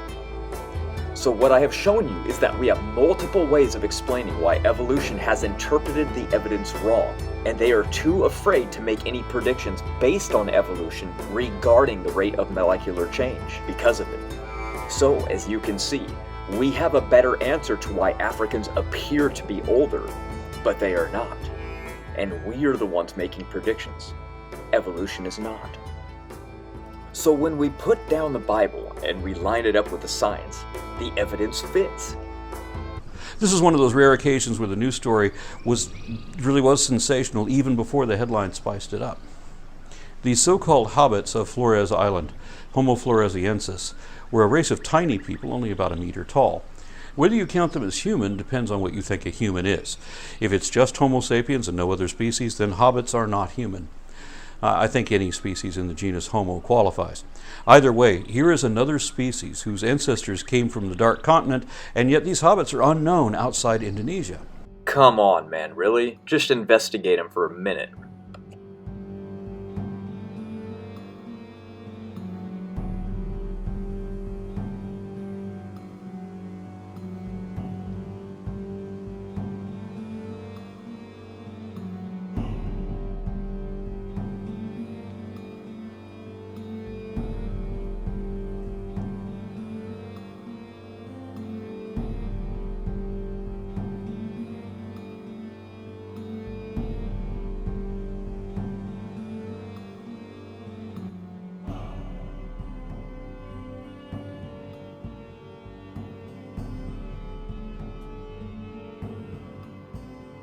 Matt, like we asked Guts and Gibbon, and we're going to ask Aron, if they want to maintain that, Floresiensis, the hobbits got to Flores, because if it's Erectus, right, like some paleo experts agree, it makes sense because Erectus is human. They had the brain power and the intelligence to sail, purposeful navigation to the island of Flores, which makes sense. We see the stone tool use. We see many indications that they were human. Even Aron Ross said that they probably would have been able to interbred. But this is too close for comfort because this fits our model, okay? So now a lot of them are saying that, no, and it was an Australopith-like ancestor that would have evolved into the hobbits, which means they're saying that an Australopithecine, which does not have the brain power to navigate the open seas, they're now saying that these brain-dead apes accidentally rafted to Flores. A viable breeding population accidentally got there. Matt, what are your thoughts on those 2 points? I know you also heard this. Yeah, unfortunately, it doesn't make any sense logically, because let's say that the current did take them there arbitrarily and they've just landed on this thing. Well, now they've just landed on an island where it's even worse for them, right? So they've landed in a place where they've literally admitted, oh, they are going through reductive evolution, right? They have a lot of abnormalities and they have a lot of problems from interbreeding. So now you're going to tell me that they're going through this interbreeding, but they're evolving better than their ancestors were, and they're learning these new skills and trades, right? Yeah. Oh, yeah, that's a great point. That's exactly the opposite of what would actually occur if they were stuck on an inbreeding island and things were shifting from heterozygosity to homozygosity and they were getting more similarly related. You would get more genetic diseases and more mutations. So there's that. And then another one is, think about what the mainland was actually like. We believe that it was right after the flood. Things were ice. And this was when Neanderthal and Denisovan were up in these areas, and it was bad. So therefore, they knew to try to sail to an island to get away from these bad conditions and get to more of a tropical area. That's why Africa did so good. That's why people that did migrate there stayed there, because they flourished there more, because it's more near the equator. So that's what we see with these people. They tried to leave, and they're stuck on the mainland, and they're eating mammoth, and they're like, we got to get out of here. It's absolutely freezing. we have small tribes, and then we are warring with one another over the scarce food that there already is. I say we pack up, grab a couple animals, we throw them on a boat, when we travel out to some islands. We got to get out of here. Anything is better than where we're at. What happened? They got stuck on an island. Boom. That's the history. That's what we see. And it led to rapid and accelerated genetic degeneration. That's such a good point you brought up. I'd love to see somebody who's just desperate to the point where they got to say some apes accidentally made their way to Flores. So that means the Australopithecine would have evolved on the island into Homo floresiensis and gained those abilities for tool use and human-like qualities. And according to Aron, they were able to probably breed if they wanted to remain interfertile, when in fact what there would be is devolution, degeneration, island dwarfism. That's such a great point. And then what's funny is her other argument, which was kind of reiterated here from Dessel. We talked about this. We had a good laugh because she tried to say, well, there's and I'm sure Aron Ra would use the same argument, so we should put it to bed. Like iguanas and local marine species that make their way to islands, for example, and the elephants, because we know that there's dwarfed elephants on Flores as well. So, they're claiming that, well, if they're able to make their way to these islands and become isolated and live there, then why not some Australopith, right? What's your answer to that, Matt? Well, the first part I wanted to answer real quick is, how can they say that these people died out while at the same time saying that they're progressively going up in evolution? And right? Two contradictory things. Right. Okay, so let's see. What happens today when people are actually going to be going off to islands? What do they usually bring with them? Like the Polynesians when they go to Hawaii. They bring with them fruits, they bring with them seeds, they bring with them anything that they can travel to eat, right? So what happens when you're going to be traveling? Well, they also took goats. Well, goats actually ended up ruining one of the islands of Hawaii. To the south of the island of Kauai, there's an island that's there. It's owned by the government now, and nobody else can live there except for local Hawaiians. But there's not a single tree on the island because goats eat them before they can actually grow into a tree. They've completely decimated the entire island. But that was a staple animal that a lot of people used to travel with because it was easy. They can breed the goats, they can get milk from them, and when they were getting older, after they reproduced, they would eat them for the meat. Same thing would have happened with these elephants. What do they do in India? Well, they took the elephants and they migrate with them. They travel with them. That's what they do. So we have no problem in our model saying that these Neanderthals or whoever it was that took these animals with them, these small babies, and took them to an island with them because it was their food source. It did the exact same thing that goats would have been. They would have waited for them to mature, bred, and then ate the elders like they do with pigs, anything they can. Well, back then in the Ice Age, they're not running around eating pork. They're not eating goats. They had mammoth. So they took one of these creatures, they brought them on the island, and that's what was there.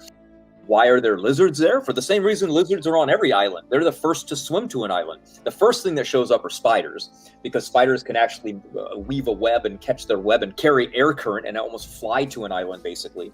Then after that, it gets the insects, and then you get some rodents and lizards.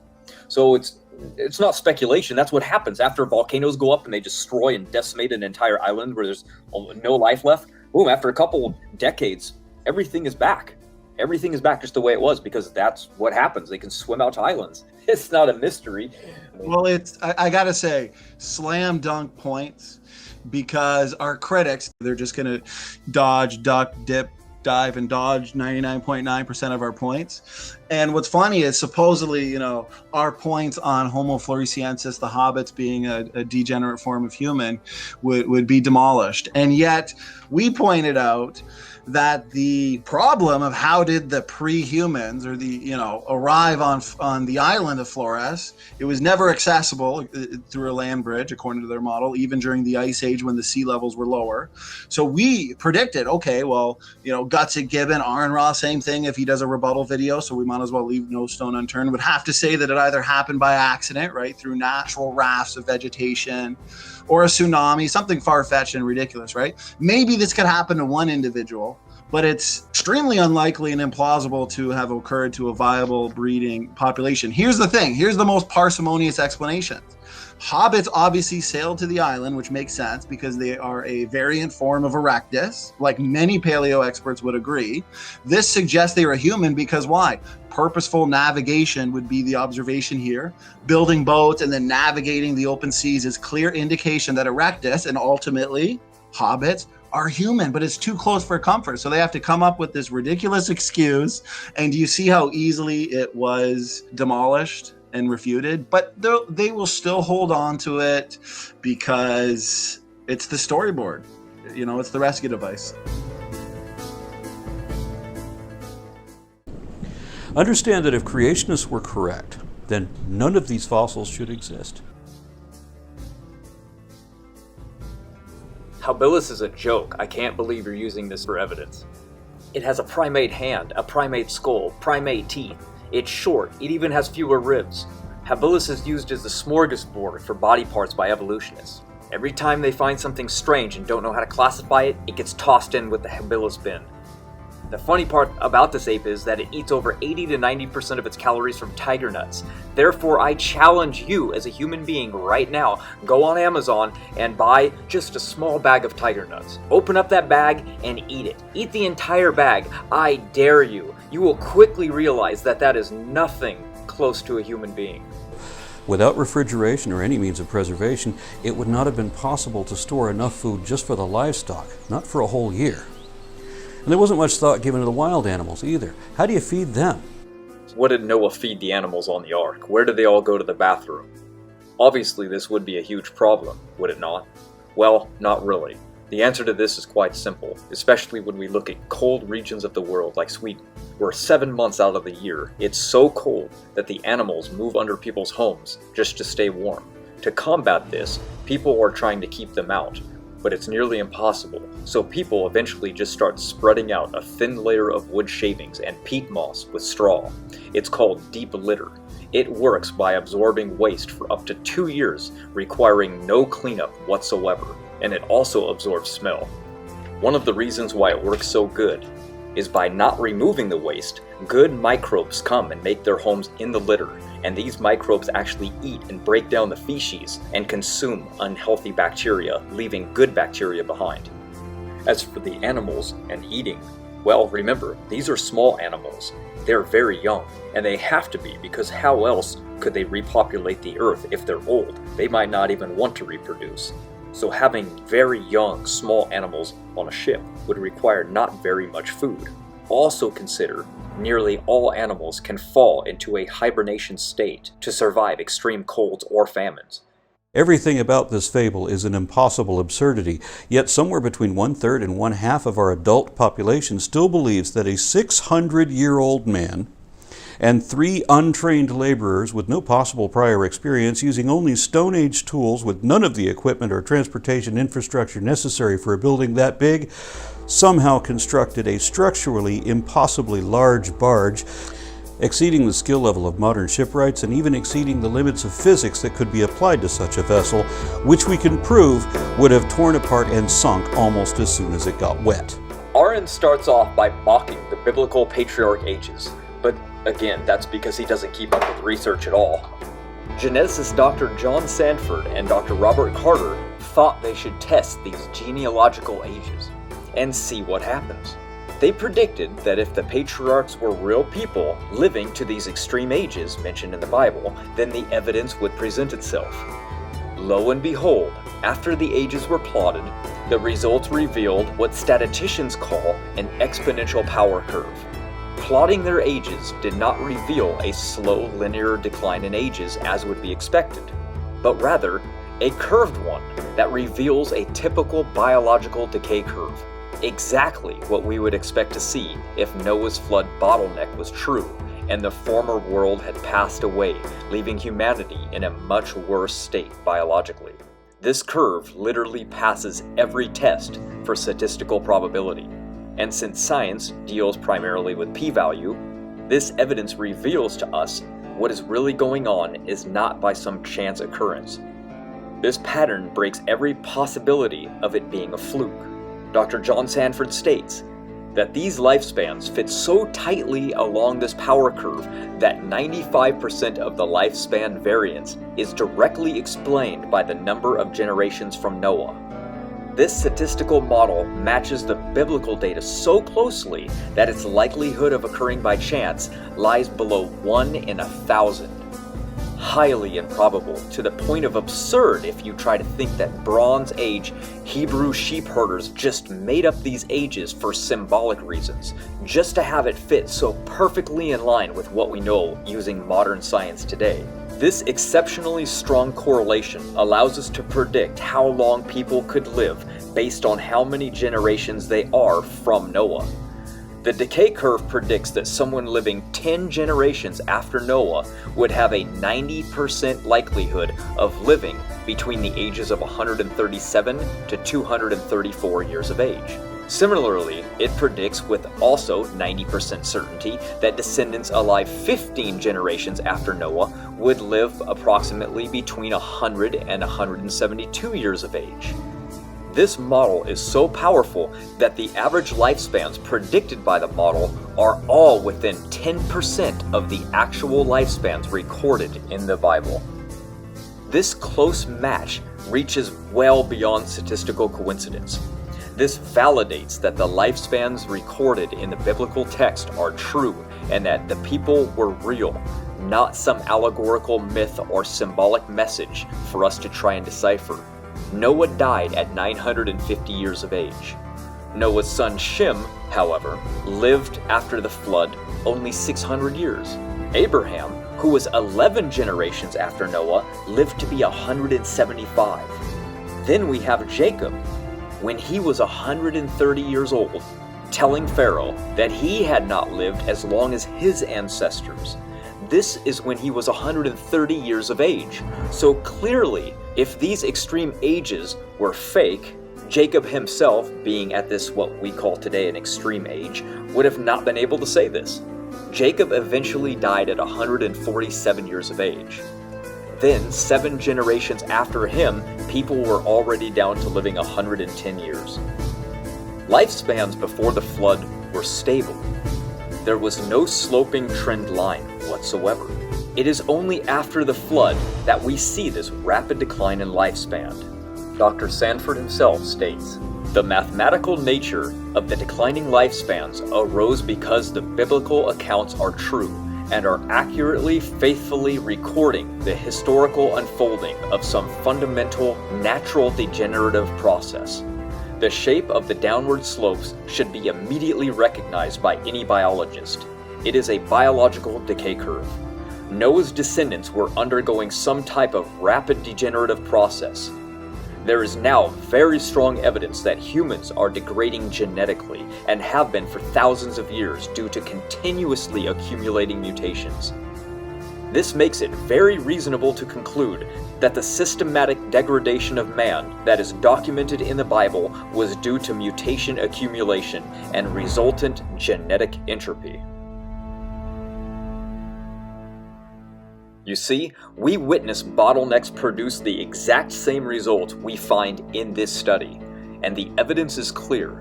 The Bible is not some made-up story by primitive people to help them try and sleep at night. It is the history book of the world and given to us by God for our own benefit. And 3 untrained laborers with no possible prior experience. Yes, you are correct. These were untrained laborers, but you don't need to be an expert to construct something when you're following directions. I don't need to be a construction worker when I get something from IKEA to put it together. And you gotta remember, the instructions were given to Noah by God on how to build this thing.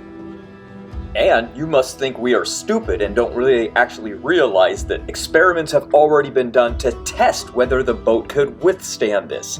And that's right, they pass.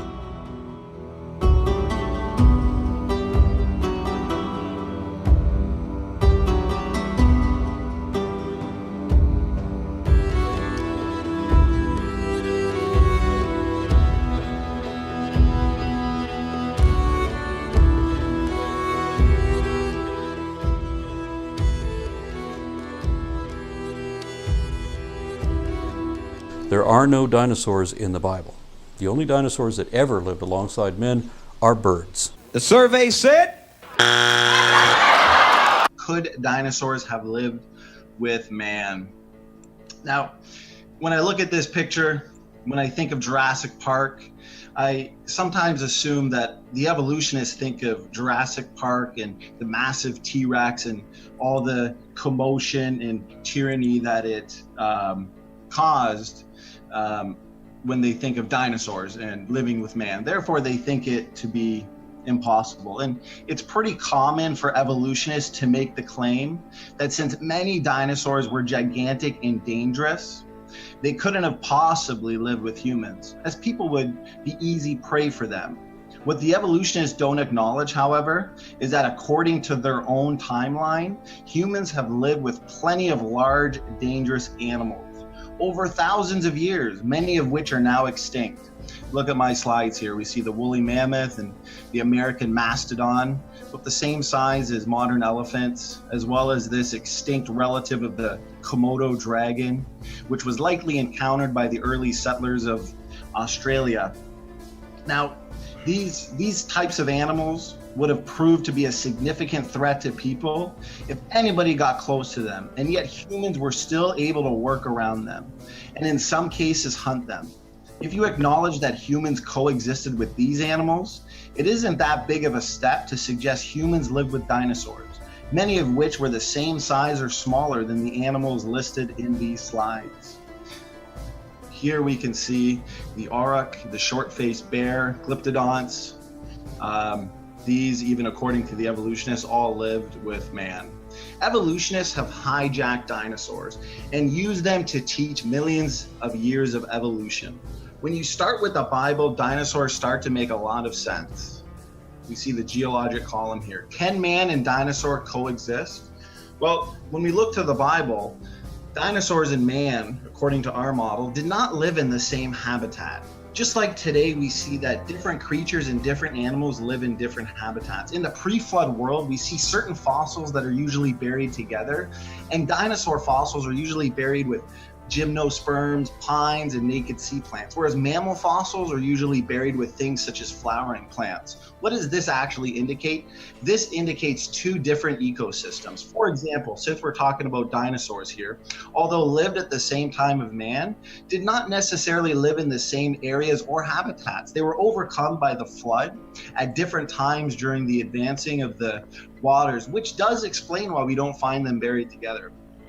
It is evident that as the floodwaters rose, they buried organisms in the order that they were encountered. The accepted major groups known in the fossil record are explained by their appearance according to where they lived and not when they lived. So we looked at burial by ecosystems and habitats. Now, we can actually look to geology, which does point to a watery cataclysm. Much geologic evidence suggests rapid plate tectonics. This isn't the topic of the debate, but when we look to the layering and we look to the dinosaurs and where they're found, we can also look to the flood to confirm that. So man and dinosaur could obviously coexist, but the question is, did they?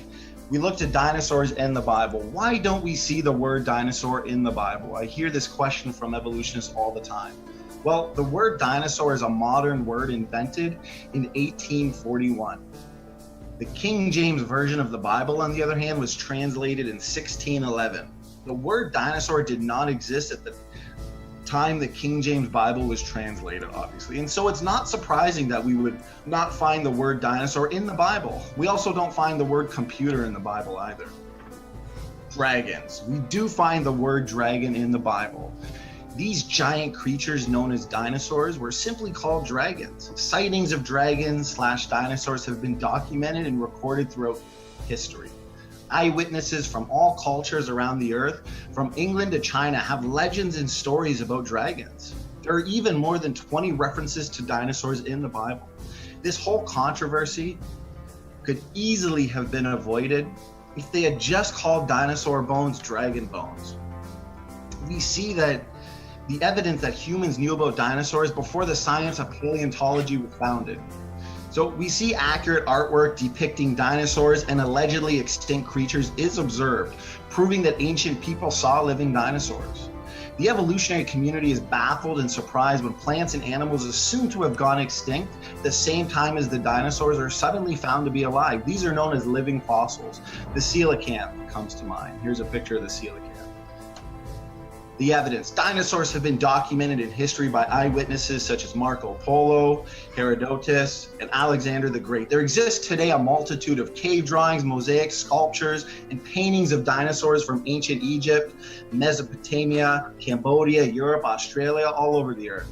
Here's a picture here that was drawn, I believe, in Utah. This picture here, Bishop Bell's dinosaur. In the 15th century, we have Bishop Bell's tomb. We know when he died, and so we know how old this is, and this is much, much before dinosaur fossils have really been found. Not until the 1800s were dinosaur fossils actually found involved.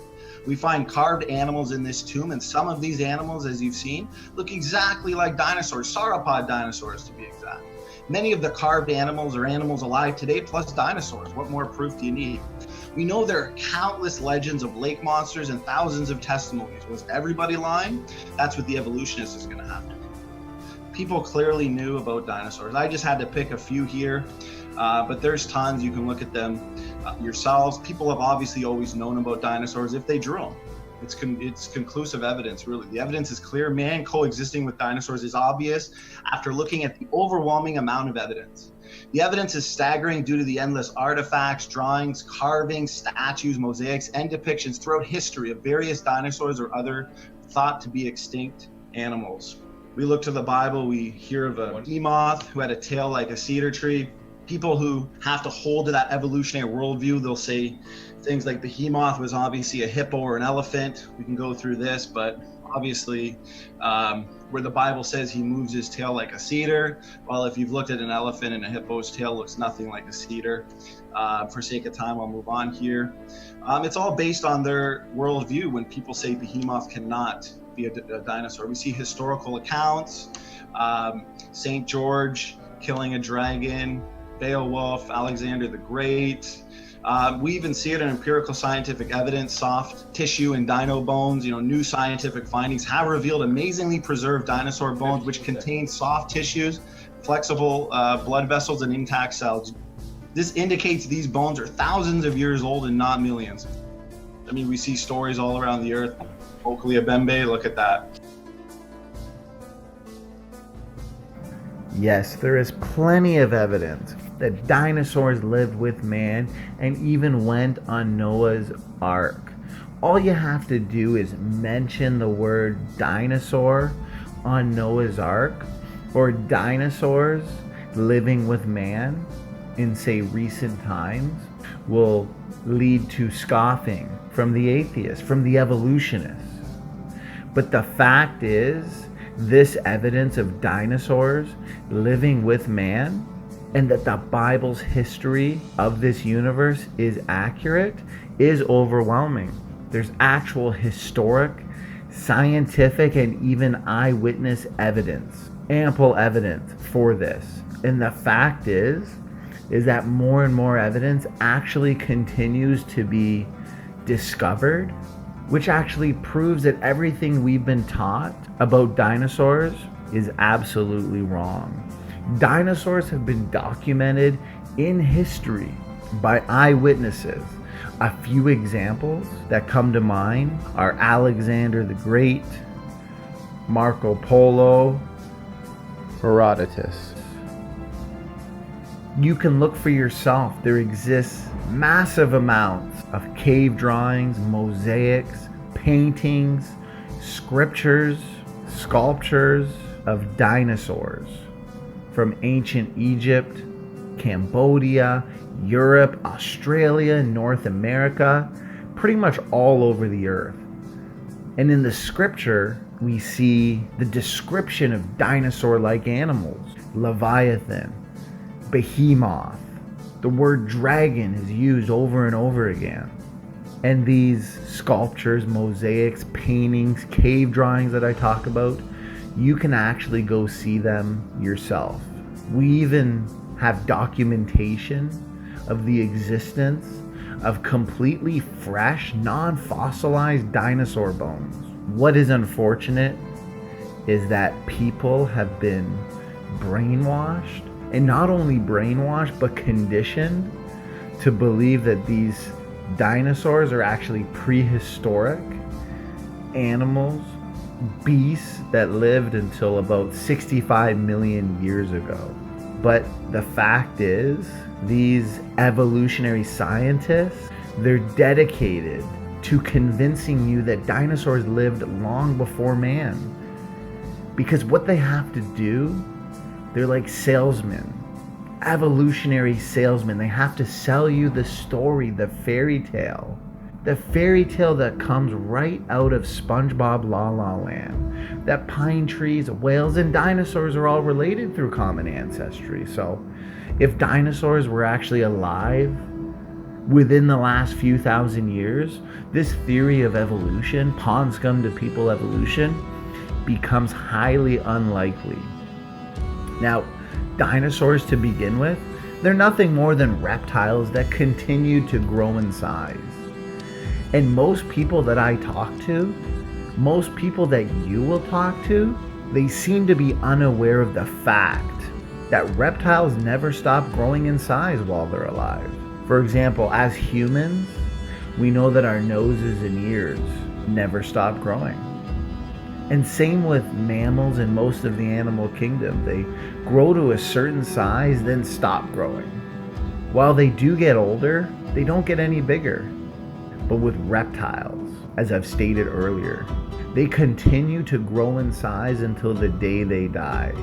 Let's take a tortoise that has lived over 100 years. It's known and documented that they get to be the size of a bathtub. Imagine a tortoise that could live up to 500 years. They'd be the size of a garage. Now, when we actually examine dinosaurs, and if we look to the biblical record of history, say before Noah's flood, we know that man lived to be hundreds of years old. Methuselah, for example, lived to be 969 years old. And after the flood, when the lifespan of man was decreased based on the after effects of the flood, based on genetic entropy, the accumulation of low impact, deleterious mutations, the ages of man have dropped off. Take that back to a point of, say, least genetic entropy. Imagine if these animals had the ability to live that long as well. We know today that reptiles never stop growing in size throughout their entire lifetime. Therefore, picture a Komodo dragon, picture a gecko. What are they going to look like after 500 years? Can you say dinosaur? Now, to not get into too much detail about the biblical evidence, let's look at the evidence of dinosaurs living with man in recent history. Because like I said earlier, it's overwhelming due to the countless artifacts, drawings, mosaics, carvings, depictions. You can see depictions of Brachiosaurus, plesiosaurs, pterodactyls, triceratops, T-Rex, and many, many more. The question is, for the evolutionists, if man didn't live with these creatures, how did artists throughout ancient history and in cultures all over the world happen to draw these animals, to recreate these giant beasts? Was it just all coincidence that it turns out that they look nearly identical to what we see in the books about dinosaurs in museums today?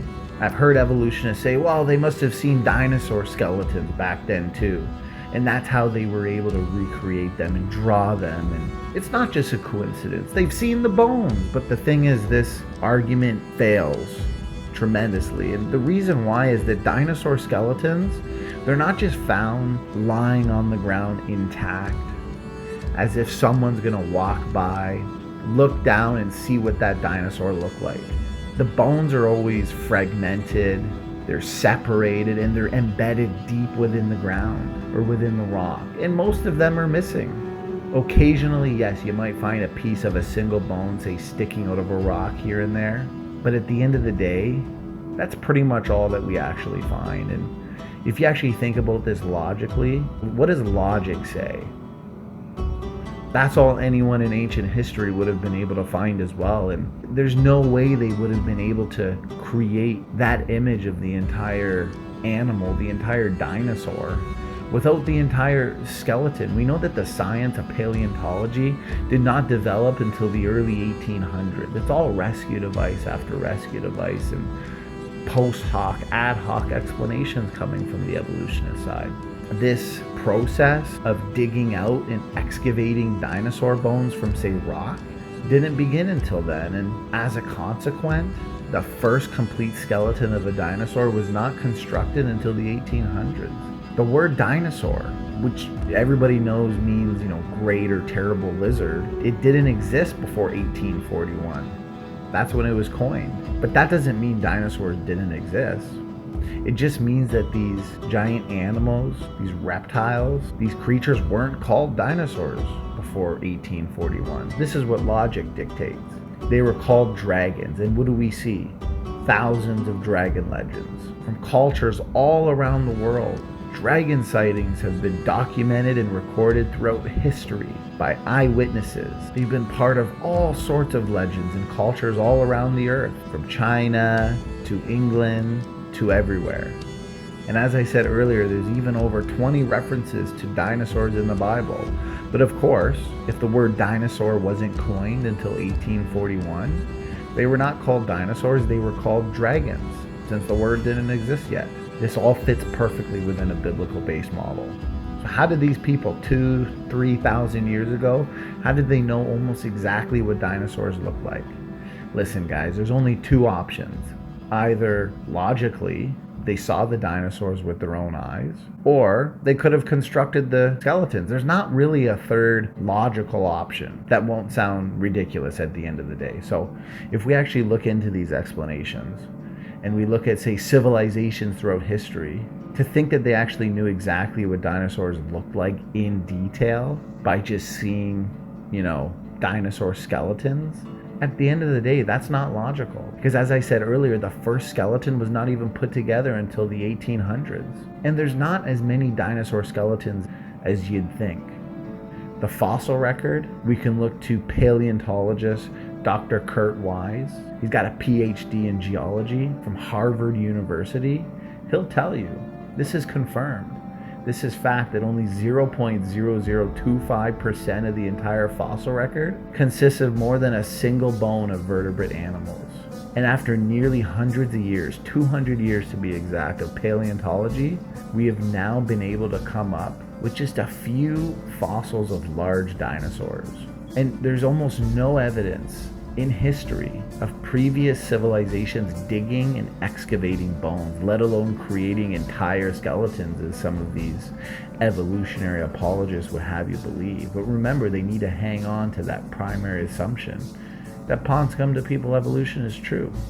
At best, if you want to give them something, someone in history maybe found an occasional large bone shard, say in the ground, and tell their buddies, okay, this belonged to some type of big animal, but it's not logical at all. As a matter of fact, it's illogical to believe that they could, with their imagination, guess exactly what, say, a Tyrannosaurus or a Brachiosaurus or a Triceratops would look like, or any other dinosaurs for that matter. I could go on and on and on. Plesiosaurs, for example.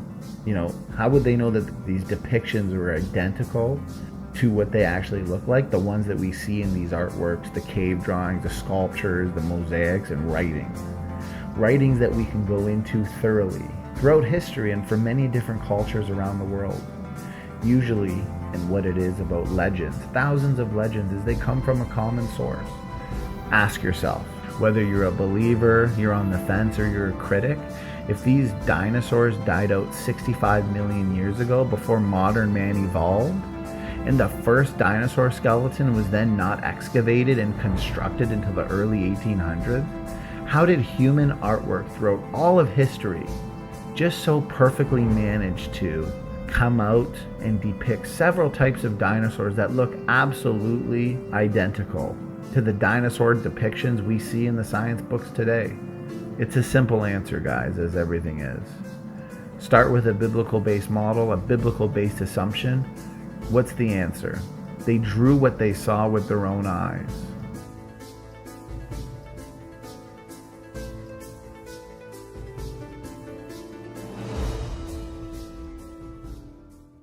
But it gets better. The Doheny expedition also documented the fascinating petroglyph of what they even labeled as a dinosaur. Hubbard commented that the photograph of the dinosaur petroglyph had been shown to a scientist of report, who then remarked, "It is not a dinosaur. It is impossible because we know that dinosaurs were extinct 12 million years before man appeared on the Earth." Since young Earth creationists reject the entirety of geologic history, they're determined to make believe that everything was magically created all at once and that dinosaurs lived alongside people, at least in the Bible times. This is probably one of the most simple and basic evidences that dinosaurs lived with man. This is the original photo, found in Utah. The Native Americans drew it on a stone. They actually used a pecking mechanism to pound this into the rock. Anybody can look at this image and realize that it's a dinosaur. You could show it to a 5-year-old and they will recognize it as a dinosaur. It even has a face on it. You can see the mouth and eyes. When a skeptic looks at this, however, they don't see it. I don't know why, but they don't. As a matter of fact, a lot of them say no, what they were actually drawing was probably just a lizard. Well, I'm not convinced of this argument, because look, you can tell they know what a lizard looks like. Here's a goat. Here are some snakes.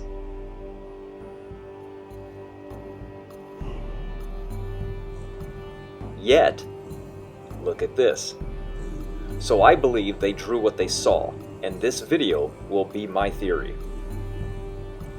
See, to make rock carving images, ancient natives used an object to chip away the original rock in a process called pecking, which leaves behind tiny holes or divots.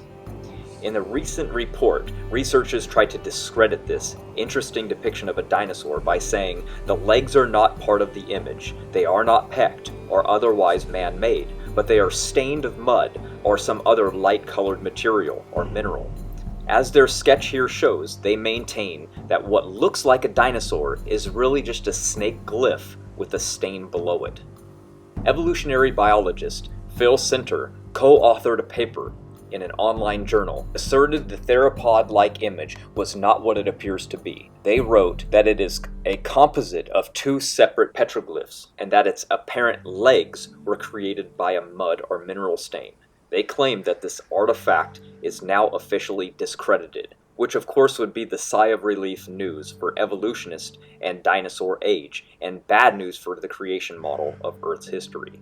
Fortunately, since the method used in the study was basically done just by looking at the artifact, virtually anyone can cross-check the author's observation, which is exactly what has been done, with common sense testing. But first, they lie about the lower body portion only being stained, and no peck marks making up the lower body, as peck marks extend down into the presumed body of the petroglyph, even extending down into the area where the legs are, contrary to what they tell the public. Here are some pictures of this. Daryl Robbins documented this petroglyph in the summer of 2010. The body and leg area pecking divots were obvious to Robbins, who after reading Sinter's report replied, "From my picture, it is clear that the whole dinosaur shape is chipped into the rock surface, not just a mud stain. It's pretty sad when a lowly IT guy does better scientific investigations than scientists. There is a difference between being debunked and being declared debunked. This petroglyph has not really been discredited as a dinosaur except through mass media. They know that the average person cannot access these easily without a ladder to see them for themselves, so they know that they can just get away with saying what they want and people will just believe it.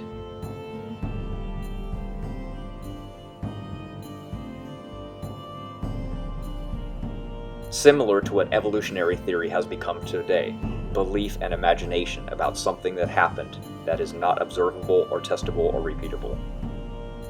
So upon a huge ledge where this petroglyph is that depicts this large dinosaur, Jan Cameron did an extensive rock art rubbing of the dinosaur image. She was commissioned by a Canadian government to do a rock art rubbing on fossils because it picked up details that the human eye cannot see. Her scientific analysis absolutely reveals that it is a dinosaur. The dinosaur image was made using a hammer, stone, and a deer antler tint. They would peck hundreds of holes to get the proper texture and create the image seen still today on these rock formations. So when someone can walk up, place a sheet of thick paper over the image and rub chalk over it and get the perfect image of a dinosaur, including using USB portable microscopes and multiple gauge tools to help verify that it is indeed what it looks like, then why believe the so-called experts who just walked up, looked at it, and wielded some story without conducting any scientific experiments? Oh, that's right, never mind, don't question them. They're the paid, true experts. Now, let's give them this and say that the image of this dinosaur is not a dinosaur, and it is a complete fraud, even though that's not true. Now we have a huge problem as well for them, because there's a second sauropod dinosaur immediately to its right of the first, with its head turned back looking at the other, and its tail going underneath the neck of the first. So now they have to discredit two dinosaurs, which they never show nor talk about in pictures, both with peck marks that are made up of their entire bodies, not stains. Stack this with the other evidence of Native American artifacts and the scientific discovery of sauropod coprolites in the area, then the evolutionary dogma of 65-million-year-old dinosaur crumbles. I urge you to return to common sense. If you want to let them sprinkle on academic stupidity dust on it and just let them lie to you and try to jam another rescuing device down your throat, trying to tell you it's anything but what it obviously is, then be my guest. But the obvious peck marks throughout, the clear visual outline, the rock art cast rubbings made, the fact that there are two dinosaurs side by side, and the many photographs taken by many different people that all show it's clearly a dinosaur by anyone who has common sense looking at these things, then I think it's pretty safe to say we don't need the indoctrinated fearmongers to come along and try to tell you it's all made up. I fear evolutionary paleontologists are highly indoctrinated, so they cannot see the obvious sometimes right in front of them. They can suffer from paranoia because the current living dinosaur is a paleontologist's nightmare. It is a smashing blow to evolutionism, which means they would have to admit what they have told everyone was wrong, what they teach is wrong, and what they believe themselves is wrong. Their cognitive dissonance will never allow it. I urge you to investigate Native American legends and artifacts depicting dinosaur-like creatures. It should leave your mind far more open to the possibility that humans depicted what they saw, because no other logical conclusion could be made as to why people worldwide made up such things.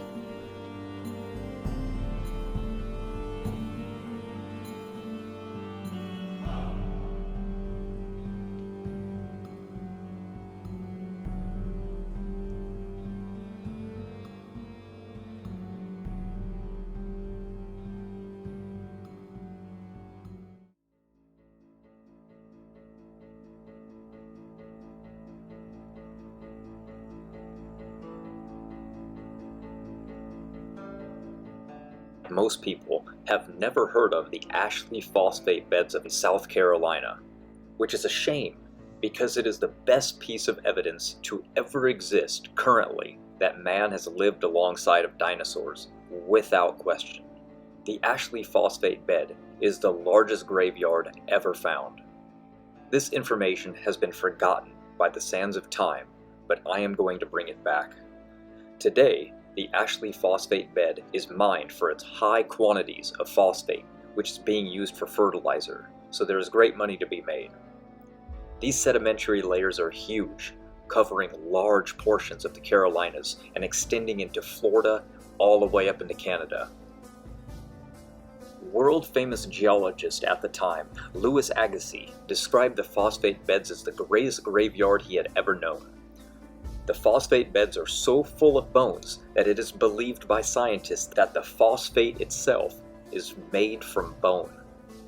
So, if the Ashley phosphate bed is loaded with such an incredible amount of fossils as to cause the leading geologist and zoologist of his day to call them the greatest graveyard he had ever known, you should ask yourself, why has zero mention of this ever been brought up? The fossils completely ravaged the evolutionary timeline. That's why. Remember, if the geologic column is out of place even in one area on Earth, then it falsifies the theory of evolution, and that the layers formed slowly and that they represent time. Well, when you look at this one place where there's an 18-inch thick layer, you will see why it's suppressed. In it are rare fossils of everything from whales and porpoises, fish, sharks, megalodon shark, toads, crocodiles, alligators, turtles, rabbits, monkeys, horses, camels, elephants, mammoth, mastodon, rhinoceroses, giant sloth, muskrats, deer, pig, dogs, hadrosaur dinosaurs, iguanodon dinosaurs, plesiosauruses, ichthyosaurs, and human bones, teeth, and artifacts, all within the same layer.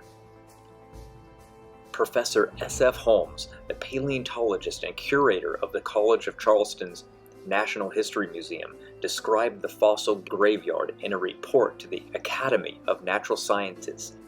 He stated, "Remains of the hog, the horse, and other animals of recent date, together with human bones mingled in with the bones of mastodon and extinct giant lizards." And this is on record. The occurrence of a hadrosaur dinosaur remains in the Ashley phosphate beds has not been dealt with in the secular science literature really at all. Only 2 sources exist. They have kept it silent, which is typical. The sad part is, when they first uncovered the relics of the human bone, they immediately became afraid. They, without hesitation, considered their jobs to be at a loss, so they said that the bone was out of place to one another, so they immediately threw it in the river to be erased from history and hidden from all view.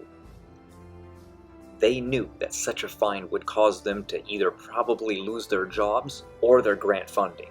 And this is all the way back in the late 1800s. They were still in fear of the government from evolutionary dogma, as Darwin's theory had now taken hold.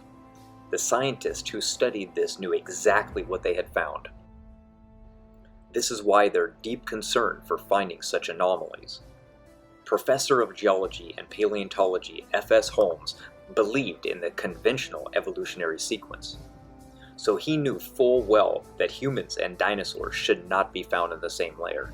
In fact, he wrote, "Not long after finding the above-named relics of human workmanship and engaged in our usual visits to the Ashley bed, a bone was found projecting from the bluff.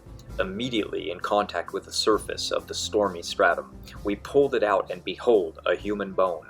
Without hesitation, it was condemned an accidental occupant of quarters to which had no right, geologically, and so we threw it into the river. Alas, we have lived to regret our temerity and rashness. A year later, a lower jawbone with teeth was taken from the same bed, and now we have it in the cabinet."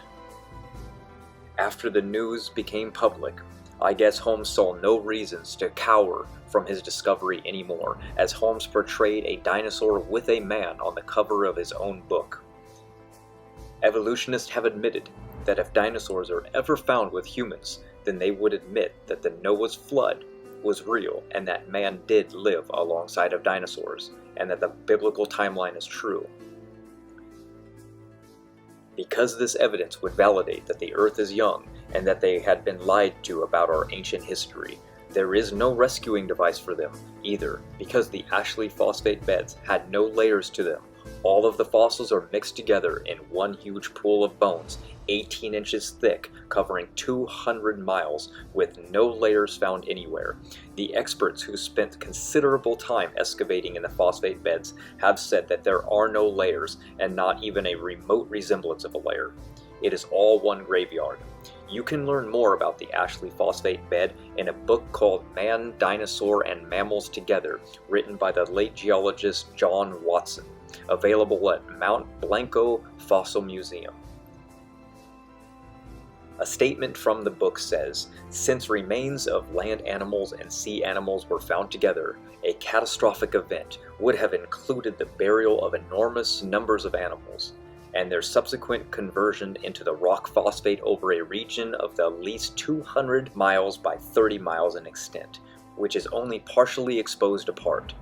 Such an event is of the order and magnitude of the worldwide Noetic flood." The Epic of Gilgamesh was composed centuries later and still centuries before the first books of the Bible, and yet it tells the same story from a pagan perspective, as did a number of other ancient pre-biblical documents. Well, first off, the very Gilgamesh tale itself was copied from the Atrahasis epic tale. We know this because the versions not only contain the exact same story, but a far more detailed version, and it was plagiarized from the Torah and did a horrible job when they tried to fill in the missing gaps of the stories.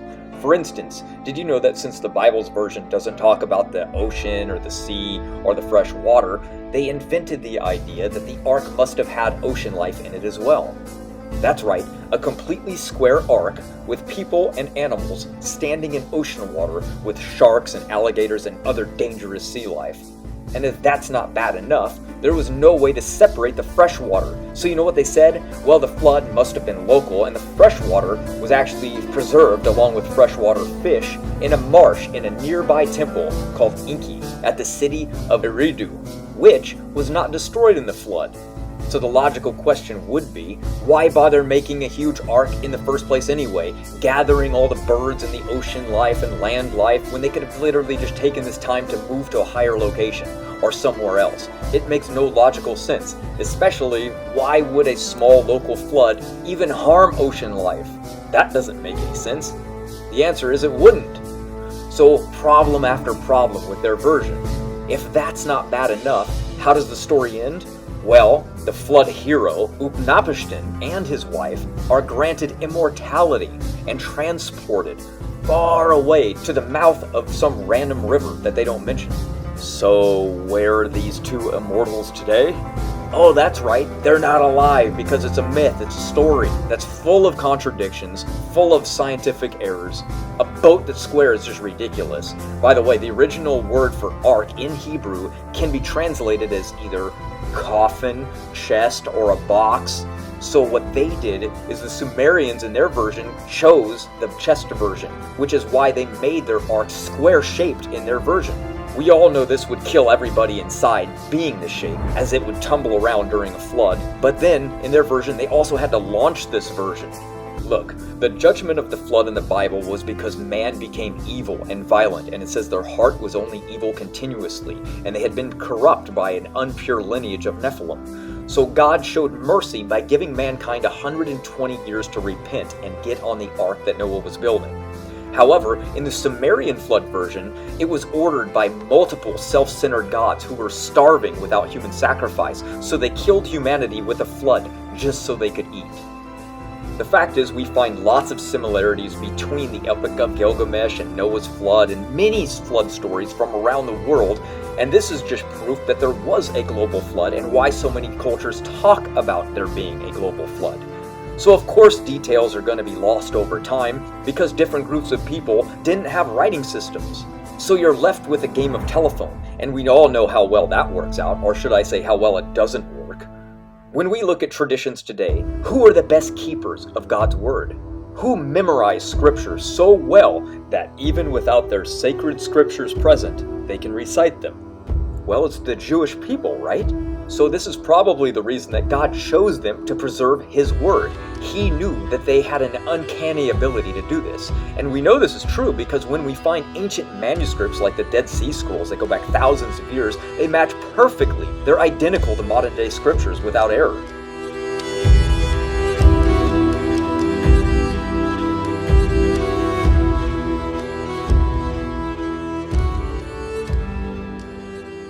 If evolution from common ancestry is not true, and some flavor of special creation of as yet unidentified kinds is true, then there would be some surface levels in a cladogram where you would accept an actual evolutionary ancestry, but there must also be subsequent levels in that twin-nested hierarchy where life forms would no longer be the same kind and wouldn't be biologically related anymore. Evolutionists are always trying to strengthen their arguments to make evolution sound true because they have no actual physical evidence to prove that it is true, nor their ability to prove deep-time phylogenetic trees they draw are real. One such way of adding validity to their arguments is by adding different branches of science. For example, combining nucleotide variations between species, adding taxonomy, and adding physical similarities as well. But it's just a ridiculous attempt, and why it's failing them so hard. Just these 3 branches alone change all the time, because inevitably, if a biologist uses comparative anatomy, puts something in one branch, it won't take long before a taxonomist moves it to another. It just shows the inadequacy of the entire program. Imagine if all of the different branches of science had their input into helping build these trees. What a disaster that would be. Let me give you an example of how much of a mess it would be if we built one of these trees using multiple different branches of science. Let's take the skunk, for example, and compare it to a human. Well, we have similar solitary lives until we find a mate, and so do skunks. So a scientist would toss them on a related branch on the phylogenetic tree. But then a geneticist would come along and notice that the skunk is not similar to us in the fact that they have 50 chromosomes and humans have 46, so we would get removed from that branch. But then an anatomist would come along and notice that skunks have body hair and so do humans, so they would add us back in on that branch. But then a taxonomist would come along and would remove the skunk again from the tree branch because we are not in the order of Carnivora. Then an ethologist would come along who notices that they are active all year around and so are humans, so they would add us back into that branch. But then a zoologist who notices that they have an anal scent gland which is used for a defensive weapon, but humans don't have such a thing, so they would move us away from that branch. But along comes a statistician who notices that they are found in most states, just like people, so they would move us back into that tree branch. But then a kinesiologist would notice that our body movements are not very similar, so they again would remove the skunk from this tree branch. But then a homologist would notice that they all look the same, just like newborn babies, moving them back into the branch. But then a pathologist would notice that skunks carry spreadable infectious disease like rabies, but humans do not, so they would get removed again from the branch. But then a mammologist would say skunks are mammals, and so are humans, so they would put them back into the branch again. But then a linguist would notice that a skunk doesn't have anything beyond a basic communication skills, never producing language, so again they would be removed from the tree branch. But then comes along an anthrozoologist who notices they don't go into hibernation, just like humans, so they would be back added into the branch. Do you see where this nonsense is going? The more you investigate, the more phylogeny breaks down.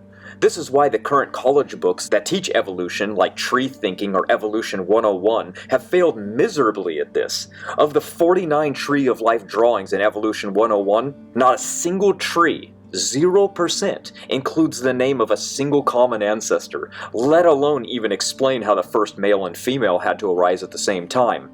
Their explanatory power comes in the form of storytelling. Our model is far superior, and the more we investigate the small things, the more profound this becomes. Just look at the vast physiological differences between us and primates. But if that's not good enough, then listen to what a forensic investigator has to say just about hair, and just how different ours is, and different from any primate on Earth, even our supposed closest ancestor, the chimp. Having taught forensic science for many years, as well as worked in a crime scene unit, I'm really interested in those properties that make us unique, especially which distinguish humans from other things that we see in God's creation. Well, we're going to be looking at forensic hair analysis and the distinct differences between human hair and properties that we see in animal fur. We're going to look at the 3 basic parts of an individual hair, and that is the medulla, the cortex, and the cuticle. All right, the cuticle is that outside protective coating that does make your hair waterproof, and it has other features like that because God's pretty smart. He thinks about that. All right. Our cortex is where we do find our cells and our melanin color. And then in here is something we call the medulla, and it's basically what they call an airspace. But here is where we find something very important that we can look at under the microscope and distinguish between animal kinds. There are 3 basic medulla patterns, all right? And that is continuous. Now in a continuous pattern, we see this solid black line running up through the center right here, all right?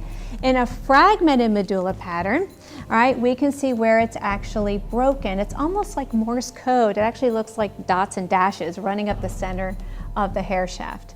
And then some people actually have what we call absent, all right, where you literally just don't see a pattern in the medulla at all. Sometimes you'll see a hair sample that looks like this, where the medulla is a little more present, but you still don't see a distinct continuous or fragmented pattern running up the center of the hair shaft. Now these are all human hairs that you see here. What we're going to find though when we go look at animals, it is distinctly different. All right, another reason that we use hair, and the primary reason we would use it in forensics, is because it has the potential to provide that unique identity, all right? So one important distinction I like to make is, especially in the presentations that I give here at the museum, is that we find hair in humans, right? We are made in the image of God, and we are distinctly different than the other creations that do have what I like to say is fur, all right? So we do find fur in animals, and we do find hair in humans, and we're going to see there are distinct differences between those two as we move through the presentation today. So what we would hope to get from finding a hair sample is that DNA fingerprint that we call it, being able to find viable DNA, and we would refer to that as nuclear DNA, which is found in the nucleus of a human cell. We can also determine hair color very quickly. We can even roughly get an idea of someone's, what we say, ethnicity or people group from that hair sample. So we need to talk just a little bit about the distinct differences between human hair and animal fur, all right? Because evolutionists like to say, well, because we share these traits with animals, it's part of that evidence they like to call that we've descended from a common ancestor. And that is just not the case, all right? God equipped us each with exactly what we needed to survive in our environment. So if we take a look at human hair versus animal fur, one thing we're going to see a difference in is growth. In humans, as I said, our hair is continuous and it is independent, meaning it's all over our head at different times and at different stages. Whereas in animal fur, it is stopped and it is synchronized, all right? Especially in animals, if we notice in the winter, especially when it's up in the areas where it's colder, they're going to get much thicker, right, in their fur. Then in the spring, what happens is they start to shed, right? You start to get fur, especially my cat sheds in the spring. I get cat fur all over my house because he is shedding that. And they do stop. Their hair does stop growing at very distinct stages. I mean, does a cow need to go to the hair salon? No, right? God equipped them to have their hair stop at a very specific point. Also, diameter. In humans, on average, the diameter or the thickness, we would say, of our hair is much thinner than we are going to see in animals. Also, our medulla patterns are thinner. And we're going to see this when we look at our pictures here in just a second, that animals have a much wider and more prominent, we would say, medulla. And as far as our texture in humans, on average, our hair is soft and has the potential to grow very long. But in animals, it is coarse and often very short. Right? Now, there are rare exceptions because we have purposely crossed certain traits, especially of dogs, to have long hair. But that is not how they would normally exist in nature. Also, temperature regulation. In humans, our hair provides us absolutely no temperature regulation whatsoever. All right. In the winter, does your arm hair keep you warm, Mr. Patterson? Not really. No. I usually have to put on a jacket or something. Yeah. Does our head hair keep us warm in the winter? It does, yeah, because it's a lot thicker, but it's still... But what do we have to put on if it's snowing? We've got to put on a cap if that cold, because it's still a little thin and things can penetrate through there. So in the winter, you still have to put on that hat, right? Because it is not going to keep you warm. Your leg hair is not going to keep you warm, right? But what about animals? Absolutely, right? God designed them to thicken up in the winter, thin out in the summer when it's warmer, and their fur is specifically designed to regulate their body temperature and allow them to live outside. And color is another distinct difference. In humans, On average, we have constant hair color, all right? That's not to say we may be lighter brown in the front or darker brown in the back, and we do get gray because our cells die, our color, we just don't produce color anymore. But on average, it's constant, right? You're never going to see a human with naturally growing zebra stripes, right, in their hair patterns. You're never going to see a human who has, like a cow, black, and brown and mustard color splotches. God just didn't create us that way. Our hair is a constant color. But in animals, you can absolutely have abrupt color change, sometimes within the same fur sample. Very distinct differences. Now, the FBI even recognizes that human hair is distinctly different. They say in human hairs, the scales form an imbricate pattern. This characteristic serves to distinguish human hairs from animal hairs. Many animal hairs have a very regular repeating pattern to their scales. So even the FBI on their website had to acknowledge that human hair is distinctly different from animal fur. And that's exactly what we'd expect to see because we are made in the image of God. So we're going to take a look at a few samples now, all right, of animals and humans side by side. So this first example is a primate sample, four different samples of primate for our next two samples of human hair. Remember we said human hair, their medulla pattern is thinner, and we can see that in evidenced here. Remember the medulla is this pattern that we have running up the center of the hair shaft here. Now, if you take a look, you're going to see the distinct difference between human and animals, all right? If we look at the medulla pattern of this primate right here, this pattern running up the center, looks distinctly different from human hair, all right? Primate fur is distinctly different from human hair. There are no similarities at all in their medulla patterns. Very important.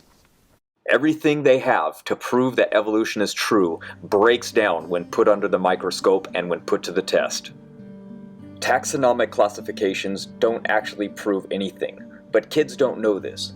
This is where the beginning of deceit takes place and indoctrination begins. What most people don't know is that taxonomists also have a problem of their own. It is called taxonomic boundary paradox. The concept for a taxon today is that it can overlap in the past, according to evolution theory that they now believe in. This is why taxonomists are constantly moving and placing things in these different tree branches. But originally, this was not a problem for taxonomy, as it was invented by a Christian creationist who stated that animal families were fixed. Just like Darwin divided up humans into different races, evolutionists have now come along and called man an ape. They call us by a higher taxonomic rank because they know it is a way to sway a child's mind. Carl Linnaeus, the father of taxonomy, believed that he was God's chosen instrument for revealing, in a precise way, the divinely ordered work of creation. As a creationist, he initially shared the then prevalent view that each species had originally been specially created by God. In his book, he wrote, "There are as many species as the infinite being produced diverse forms in the beginning." Here's a cool fact. Linnaeus did not believe in evolution, just variation within major groups, which is what creationists accept today. In his lifetime, he was called the second Adam, because the first Adam named all the animals, and Linnaeus came along and renamed them in Latin. He classified mankind, humans, as Homo sapiens, and placed us in the genus Homo in 1758 as the only member of that species, a totally separate kind, because the Latin noun homo means human being. However, he had to place humans somewhere. So he placed them into the class quadrupeds, along with apes and sloth, and in 1740, Linnaeus added anteaters to this group.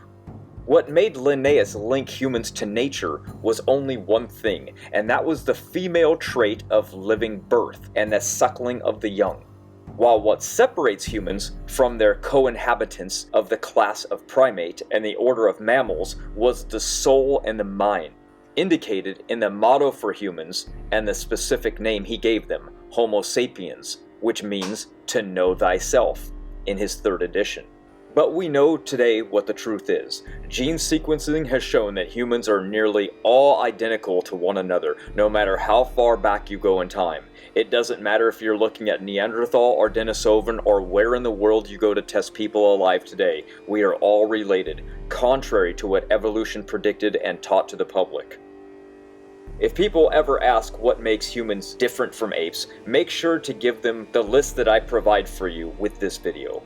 So the next time some idiot says, "We are just apes," tell them, "Prove it.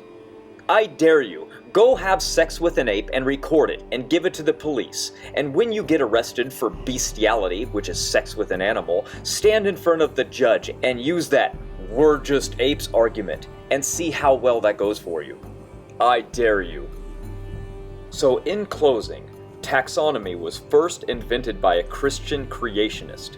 So we own the hierarchies that evolution tries to use against us today. When taxonomy was adapted by evolutionists, it became an immediate paradox called the taxonomic boundary paradox, because things that were once set with boundaries now overlap going back into the past. Thus, classification breaks down going back in time. So they have to climb down the evolutionary tree of classification in an attempt to show relation, hoping that nobody notices taxonomy has been abused. Until we eventually get retarded arguments like, "Are you a eukaryote?" implying that if we are eukaryotes, then we must also be everything in between the first eukaryotic organism and humans today. Stupidity really knows no bounds when dealing with someone who hates an alternative model that refutes their own. Taxonomy is subjective, and it can change at any moment, at any time, for any reason, as seen fit by the taxonomist. And a final reminder, taxonomy proves nothing. They use it as proof, but it is not proof. It is a play on words used today as proof by those who have no good evidence. So evolutionists are always trying to make sure that everything is related, and wanted to classify man as an ape. So they came up with a way to linguistically smuggle mankind into the ape family. A scientist clipped together 5 physical features that humans share in common with apes to swindle man into that family. Basically, they played a language game. Just like the United States Post Office has systems for naming states, including 2-letter abbreviations, they will change the system if it suits them. At one time, the state abbreviation for Massachusetts was MASS, and for California, it was CALIF. Now it is reduced to just CA, or MA. And they can do this with anything. They can do this with taxonomy. I can do it with a raccoon, and show similarities between us and them. But what is funny to me is that these 5 things that we share in common are actually vastly different when we look into detail. Let's look at them, shall we?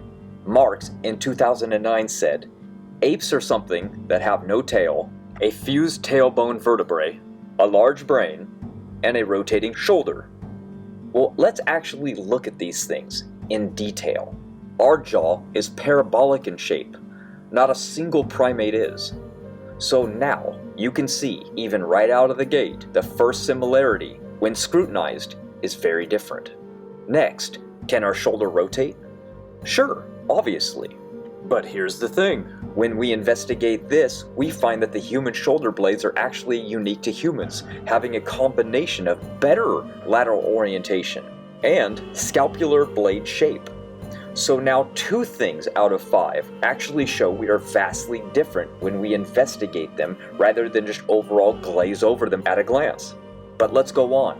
Is our brain larger, like in other apes? Yes, but our brain is actually much larger than all other apes, with multiple different neurons found in no other primate. For example, humans have the rosehip neurons. No ape has this. Not to mention the orphan genes that are highly expressed in the brain of humans, but not in primates.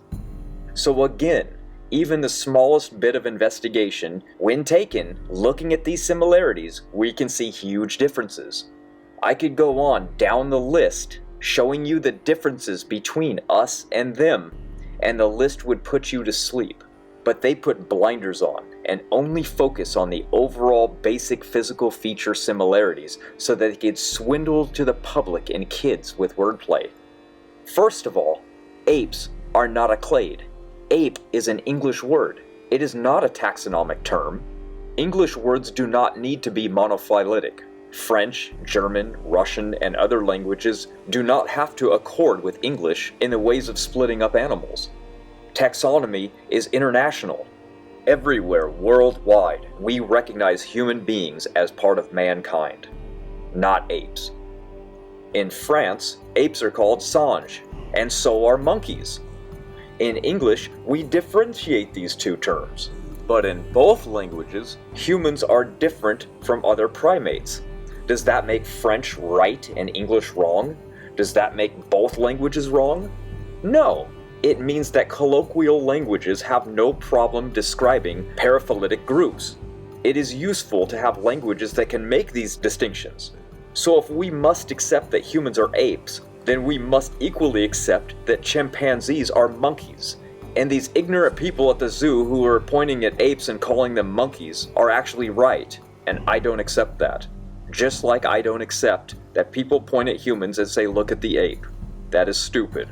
I see value in portraying the truth and precision about phylogeny, and for that purpose I have taxonomic terms, and I will not allow it to be including humans as apes. People are eukaryotic mammal humans, known as mankind, not apes. A child can tell the difference, but adult biologists who believe in evolution cannot. This is the twilight zone world that we live in today, where common sense is left on the floor for the next scientific fact they tell the public.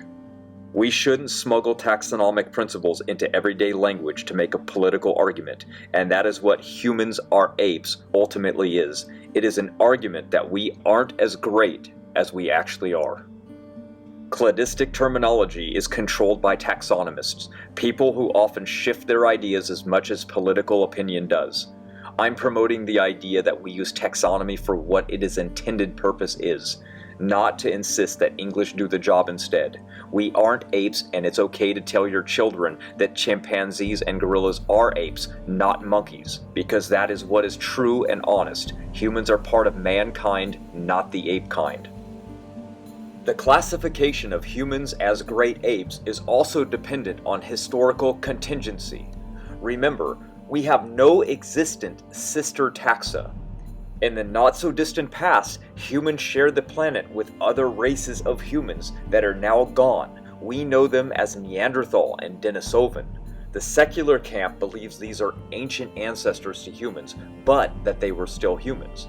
This means that from what we know about genetics going back over 100% of our species' existence, we have shared Earth with only other humans. There is no other proof of a missing link inside of our DNA. If one or more of these other humans had survived into contemporary times, our taxonomic classification scheme for humans would probably look much different. Instead of focusing on the similarities between humans and chimpanzees, or humans and gorillas, we would likely shift our attention to focusing more on the similarities between other humans that evolution believers think are primitive humans in our own family tree. But it's nonsense for taxonomists to lump humans in with great apes. The differences are far too striking. This is why they choose simplistic, vague similarities to call us apes and force us into that cladistic category. Splitting humans from great apes allows us to reconceptualize our own humanity. It would even force the secular camp to acknowledge just how different we really are. They would be forced to see the differences and not just the few similarities. Don't be fooled by political lies with motives behind it intended to push nonsense. At that point, they would be magically created separate kinds and distinctly unique from those listed around it, as well as those apparently ancestral to it. So creationists have to show at least a handful of these Baromins and show how we can distinguish them from their parent categories. This is the Phylogeny Challenge, the most damning argument there is against creationism, and no creationist can meet that challenge because they know this mystic boundary they allude to isn't really there. They made it up in an attempt to deny an abundantly evident reality. What is he talking about? Clearly he knows nothing about Barominology, nor has ever even studied it for a single day, because it directly answers what a created kind is. They even have their own names in Barominology called holobaramins. Aron should be embarrassed to make such a blatant, ignorant statement. He has been at this for decades, and I am fairly new to this, and I know. So let's dig into some Barominology, shall we? We are trying to determine what is related and what is not. So, one of the ways of doing this is by looking at current species. We take a look around at, let's say, living bears, for example. Now, how many physical features and physical traits do they share? Let's say, for sake of argument, they share all but 10. Now, if we go back into the past and we look at what we believe are extinct bears, or what we might think is a bear, what would we expect to find if they're related? Well, if we see any fossils that are outside of this 10, then the program used in Barominology will identify it and place it outside of the species, or the family level, depending on how many differences there are. The more differences, the greater the distance. So if something has, let's say, 11 differences, then it will show up to be extremely close and perhaps related to that ancestor. But when we find close groupings and then major differences, then these are considered related kinds. One thing that you would expect from known transitionals is they would fit somewhere in between, but they do not. Barominology today uses barominologic distance correlation, multidimensional scaling, and principal component analysis. Then they apply it to 18-character matrices to multiple diverse species, and yes, even hominids, to determine what was the original created kind, known as holobaramins in Barominology. So, when looking at hominidia, testing in Barominology consisted of 12 different taxa with 186 characters. These are physical features that we can use to determine how similar something is. And after filtering at 0.8 character prevalence cutoff, with 15 characters to calculate barominitic distances, this means that there are more than 15 differences between what is related and what is not. If something shares any less, then they would fall within the same species. This is known as positive correlation, where there is a lot of similarity or good conformity. Squares represent positive correlation. Circles are discontinuities. The goal of Barominology is to find a group that is discontinuous, that is spread out from every other group, but within it is extremely high continuity. This is identifying what a created kind is.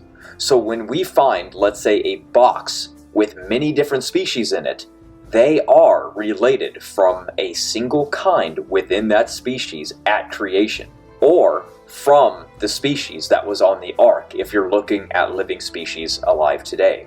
Finding boxes is not what one would expect to see if evolution were true, but is exactly what we should expect to find based on what young Earth creation predicted if things were created.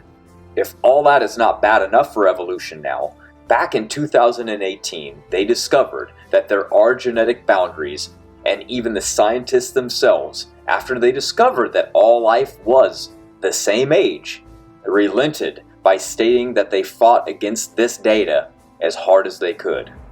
One even went as far to say, although it is easy to imagine that humans passed through a bottleneck 170,000 years ago, it's hard to believe that exactly the same thing happened in all species. Did herrings really pass through an equally recent bottleneck? Anchovies too? Do you notice a problem? They are so confused that all life, including aquatic life, all went through a global bottleneck. Of course, they think this happened around 200,000 years ago, but that's just their mindset. That's just their indoctrination. The fact that even in their own model, a global bottleneck happened at all, even in 200,000 years ago, is shocking to them. They didn't expect it, they didn't predict it, and the genetic evidence says it's right there. Aron wouldn't know this because he doesn't keep up on the science whatsoever. And he obviously doesn't look at any conflicting evidence, because he is the epitome of confirmation bias. who is the fraud? Who is the fraudster? Aron Ra proposes what is called the Phylogeny Challenge. Aron Ra is clearly not up to date with the scientific data that confirms separate ancestry. Aron proposes that all life is related through common ancestry. That's right. Aron believes banana plants and whales are related, and he even calls this science. We have genetic related data that confirms separate ancestry and refutes Aron's ancestry related challenges. Using mitochondrial DNA, we can trace migration patterns. We can determine ancestry, and we can answer some remarkably interesting questions pertaining to our origins. Firstly, mitochondrial DNA is only inherited from the mother's side, and we know that the majority of DNA differences in the mitochondrial DNA have to be due to mutation. The evolutionists assume that the ultimate source of genetic variation is mutations over time, while creationists propose the created heterozygosity hypothesis. Now, one thing we can do through the uniparentally inherited DNA compartments like the mitochondrial DNA here is we can trace time. For example, when did these DNA differences arise? Since both creationists and evolutionists can agree that these DNA differences are the result of mutations over time, these DNA compartments, the mitochondrial DNA and the Y chromosome, are the best to look at to determine ancestry. Because evolutionists, as I've stated, assume that the vast majority of nuclear DNA differences are the result of mutations, while creationists invoke design diversity. Now, going back to the mitochondrial DNA, are the number of DNA differences in this DNA compartment of humans more consistent with universal common ancestry or separate ancestry? When we use the empirical method to measure the rate as to which the DNA changes in this DNA compartment, we find that the rate is fast, much faster than the evolutionary community had ever predicted. The mutation rate in the mitochondrial DNA demonstrates that the mother of us all, Eve, lived just thousands of years ago. This data both confirms separate ancestry and refutes universal ancestry. This data essentially refutes Aron Ra's challenges concerning ancestry. No, banana plants and whales are not related through common ancestry. In the mitochondrial DNA, there are far too few DNA differences in the world. Evolutionists attempt to put mitochondrial Eve hundreds of thousands of years ago, and that is just not what we find. We have scientific evidence confirming the biblical Eve, and the evolutionists have been incapable of refuting this data. Mitochondrial DNA trees, for example, grow in branching-like patterns. We can literally reverse the clock back to the point where we would find Eve. We know Eve would have had children, and her children would have had children. Every time a child is born, there is then a chance that the child would have a mutation. A mutation is a copying error. Now, every time a mutation happens, the result would be a new branch on the family tree. Over time, the family tree gains more and more branches due to these copying errors. We can then back this process up to where we eventually find the woman of whom we have all descended from. I also want to point out the fact that we can count the number of mutations found in people today. All we really find is about 20 to 30 mutations that separate most people in the world today from our Eve ancestor. It is extremely easy to account for the amount of DNA differences in the mitochondrial DNA, especially when we start from Eve just 6,000 years ago. The data does not fit deep time evolution and universal common ancestry. What we see is evidence for one woman. There are far too few mutations.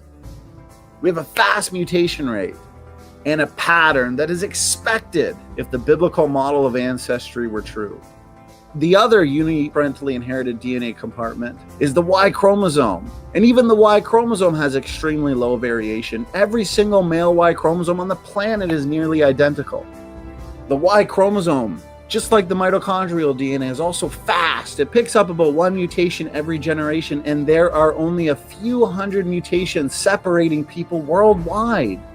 And our last Y chromosomal ancestor, being Noah, existed just 4,500 years ago. This is all inconsistent with universal common ancestry.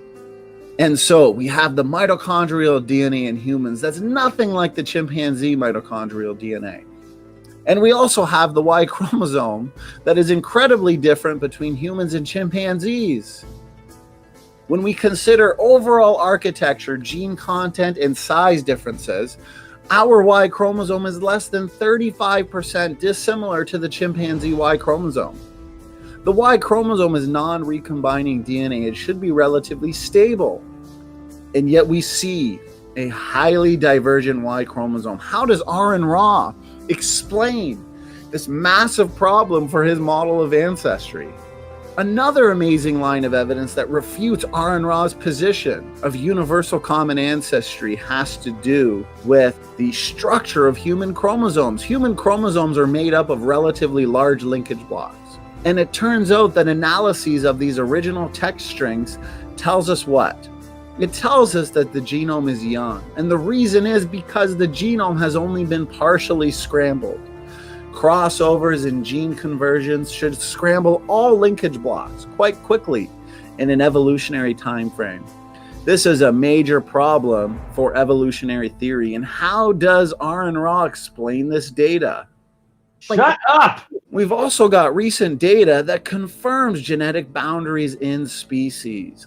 Aron Ra asks, where are the boundaries in ancestry? There's no evidence for biblical kinds, and yet we have this data that suggests over 90% of all species today have originated at the same time. This is all perfectly consistent with the biblical model of ancestry and vastly inconsistent with universal ancestry. Aron Ra might say, the created heterozygosity hypothesis is just a post hoc argument, when in fact, the design diversity hypothesis makes testable predictions, many of them being confirmed. Evolutionists have assumed lots of evolutionary leftovers, junk DNA, and genomic fossils. And this is because of their starting point. Remember, they assume that the ultimate source of genetic variation is mutations. Evolutionists have assumed millions of years of unguided and unintelligent evolutionary change. And that's why they expect so much junk and so much evolutionary leftovers. But we as biblical creationists, we would expect, based on the created heterozygosity hypothesis, genomes of treasure. We would predict function, while evolutionists mostly predict non-function. And it turns out we have preliminary evidence for genome-wide functionality. We can also safely predict that much of the genome is involved in embryological development. We have windows of development that consist of incredible growth. The trajectory of discovery strongly favors biblical creation and once again refutes universal ancestry. The entire junk DNA paradigm has been overturned. This also includes many of the so-called greatest lines of evidence for universal ancestry, which assume junk DNA. For example, we now know that pseudogenes, ERVs, ALU sequences, and other types of genomic fossils are highly functional and active and necessary to sustain healthy life processes in the cell. Even the chromosome 2 fusion has been completely overturned. Another amazing line of evidence that confirms the design diversity hypothesis is the epigenome. We have this entire additional layer of complexity and functional information that evolutionary mechanisms cannot account for. The epigenome controls how the genes make the physical parts of our cells, and this extra layer of amazing information helps turn genes on and off, and not change the actual genetic code itself. Our genes are not all turned on at the same time. This would not be good. These are non-random changes. Good design, as we know, means we need to have some type of control, a type of control that makes sure we have the right things being turned on and the right things being turned off. This is all forward thinking, which points us back to the forward thinker. the forward thinker that Aron Ra wants to reject. How do evolutionary processes design that which requires forward thinking? Will Aron Ra propose that evolutionary mechanisms have a mind? Remember, Aron Ra assumes that the ultimate source of genetic variation and the originator of these DNA differences are mutations. Well, from one generation to the next, many mutations are passed on, roughly 100 new mutations per person per generation. We are consistently more mutant than our parents. As a matter of fact, we are all multiply mutant, which is why selection is limited. This is 100 typographical errors every generation that our parents did not have. Natural selection must remove or filter out these mutations, or else we will go extinct. Mutations in general put shelf lives on genomes, which is why Aron Ra does not have deep time. Banana plants and whales are not related. Most mutations are nearly neutral and only slightly deleterious. These low-impact mutations are only slightly harmful to the point where they do not really affect reproduction. Selection cannot see these. These low-impact deleterious mutations, these nearly neutral mutations, are invisible to selection. And therefore, what type of selection can Aron Ra present us with that can remove that which is invisible? This evidence suggests that species are going downhill. And Aron Ra, once again, does not have millions of years of evolutionary advancement. Remember, time is the god. Time is the hero of the plot for Aron Ra. But Aron Ra does not have the time, and even with the time, based on what we know of low-impact deleterious mutation accumulation, more time equals more extinction, more degeneration, not large-scale evolution. We also see a perfect biological decay curve that matches the biblical model of longer lives closer to the creation. We see that it drops off significantly after the flood. This data has almost no chance at being coincidence. This is an amazing correlation between what we know about mutation accumulation, genetic degeneration, and biblical longevity. It makes absolutely no sense that the biblical authors would ever make this up. Also, fabricating this biological decay curve would require exceptional knowledge in statistics and mathematics. The systematic degeneration of man, as documented in the Bible, is extremely consistent with genetic entropy and deleterious mutation.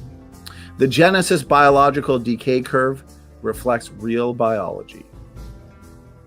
Now, Aron Ra argues all day that dogs and cats are apparently related simply because they are both carnivores and also mammals, and therefore they are also related to bears, since bears are also carnivores, and in many ways share numerous features in terms of morphology, anatomy, physiology, and genetics with both dogs and cats. But this does not help Aron Ra, because the data suggests separate ancestry.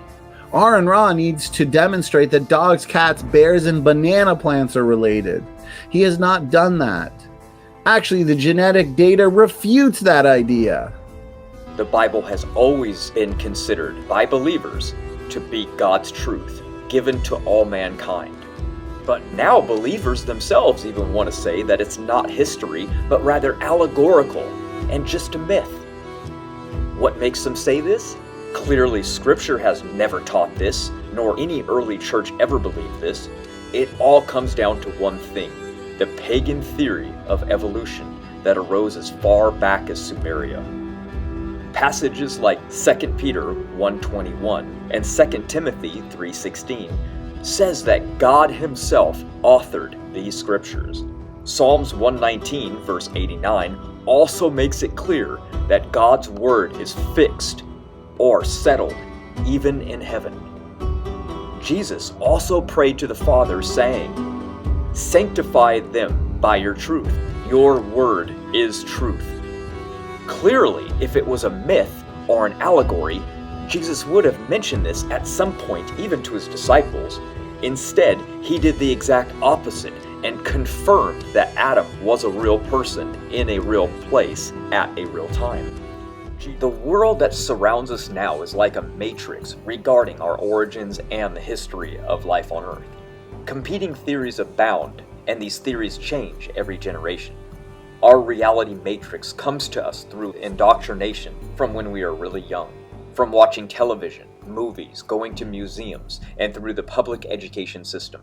These concepts they instill into our minds undermine what Scripture says, so a young Christian is forced to assume that the Bible must be just a myth because they have no idea how to refute anything they are learning. A perfect example of this is Noah's flood, which has been replaced with the slow, long uniformitarianism ideas. This all came from Charles Lyell, a British lawyer who lived in England that invented the geologic column for one reason and one reason only. In his words, to rid the sciences of Moses. Clearly his agenda and not scientific discoveries were the reason for this. And to this day, his made-up ideas still plague school textbooks and museums as though they are fact, even though countless contradictions abound in the geologic column itself. And even to this day, catastrophism is not even allowed to be considered in evolutionary science class. Think about that. The Bible predicted this long ago.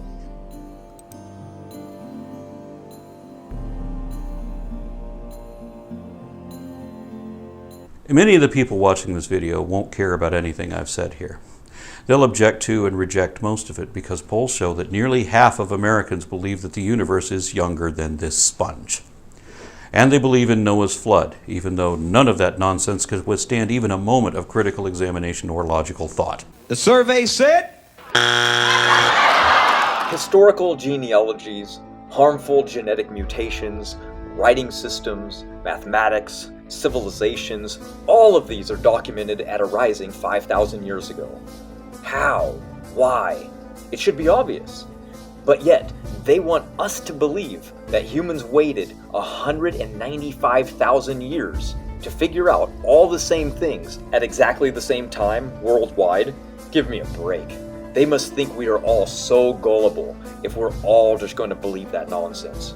The oldest trees date right back to this time as well. Helium diffusion rates, right back to then. Mutation rates, right back to then. Magnetic decay rates, speciation rates, thermal luminescence dating, coral growth rates, racemization rates, underground oil pressure, including the recently discovered cold subducted slabs under Earth's crust that can only be there if the global flood is true and it occurred recently.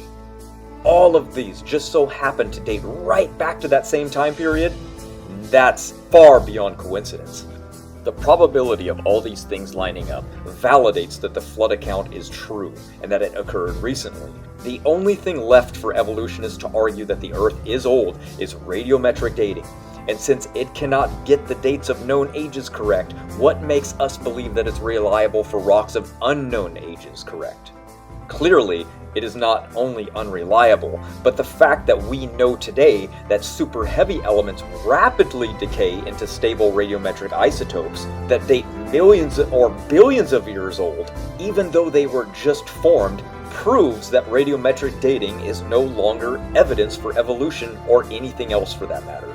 It doesn't matter how consistent their decay rates become after it cools, because the early stages of their formation have shown us that they actually form rapidly from super heavy elements through the process of Z-pinch, where these elements are quickly fissioned and decay into subatomic particles, isotopes, and radioactive elements. Not only that, when they do form, they form in the arrangement of elements that matches exactly what we find on Earth's crust today, observed at the Proton 21 laboratories in Ukraine. Evolutionists claim that the Earth's radioactive elements came from material that evolved inside a star that exploded and the debris later formed to create Earth. But now we know stars cannot create any element above iron, so how could their theory be true? It can't. Evolution has been dealt its death blow regarding radiometric dating. And if all that's not bad enough, if evolution were true, then why, when it comes to medicine, does the National Institute of Health use the young Earth creation model of Mendel's accountant, a young Earth creationist model designed by Dr. John Sanford? Clearly, when it comes to health, the largest biomedical research company in the world doesn't care about creation versus evolution debate. They just care about what works and what's true because they need to heal people. And they choose the young Earth creation evidence, not evolution, because they know the truth. Evolution is a lie. I spend more time pretending to be learned than actually learning, and I would, yeah. If you like this type of content, be sure to hit subscribe and also smash that like button. It actually does help. Thanks for watching, and I'll see you soon.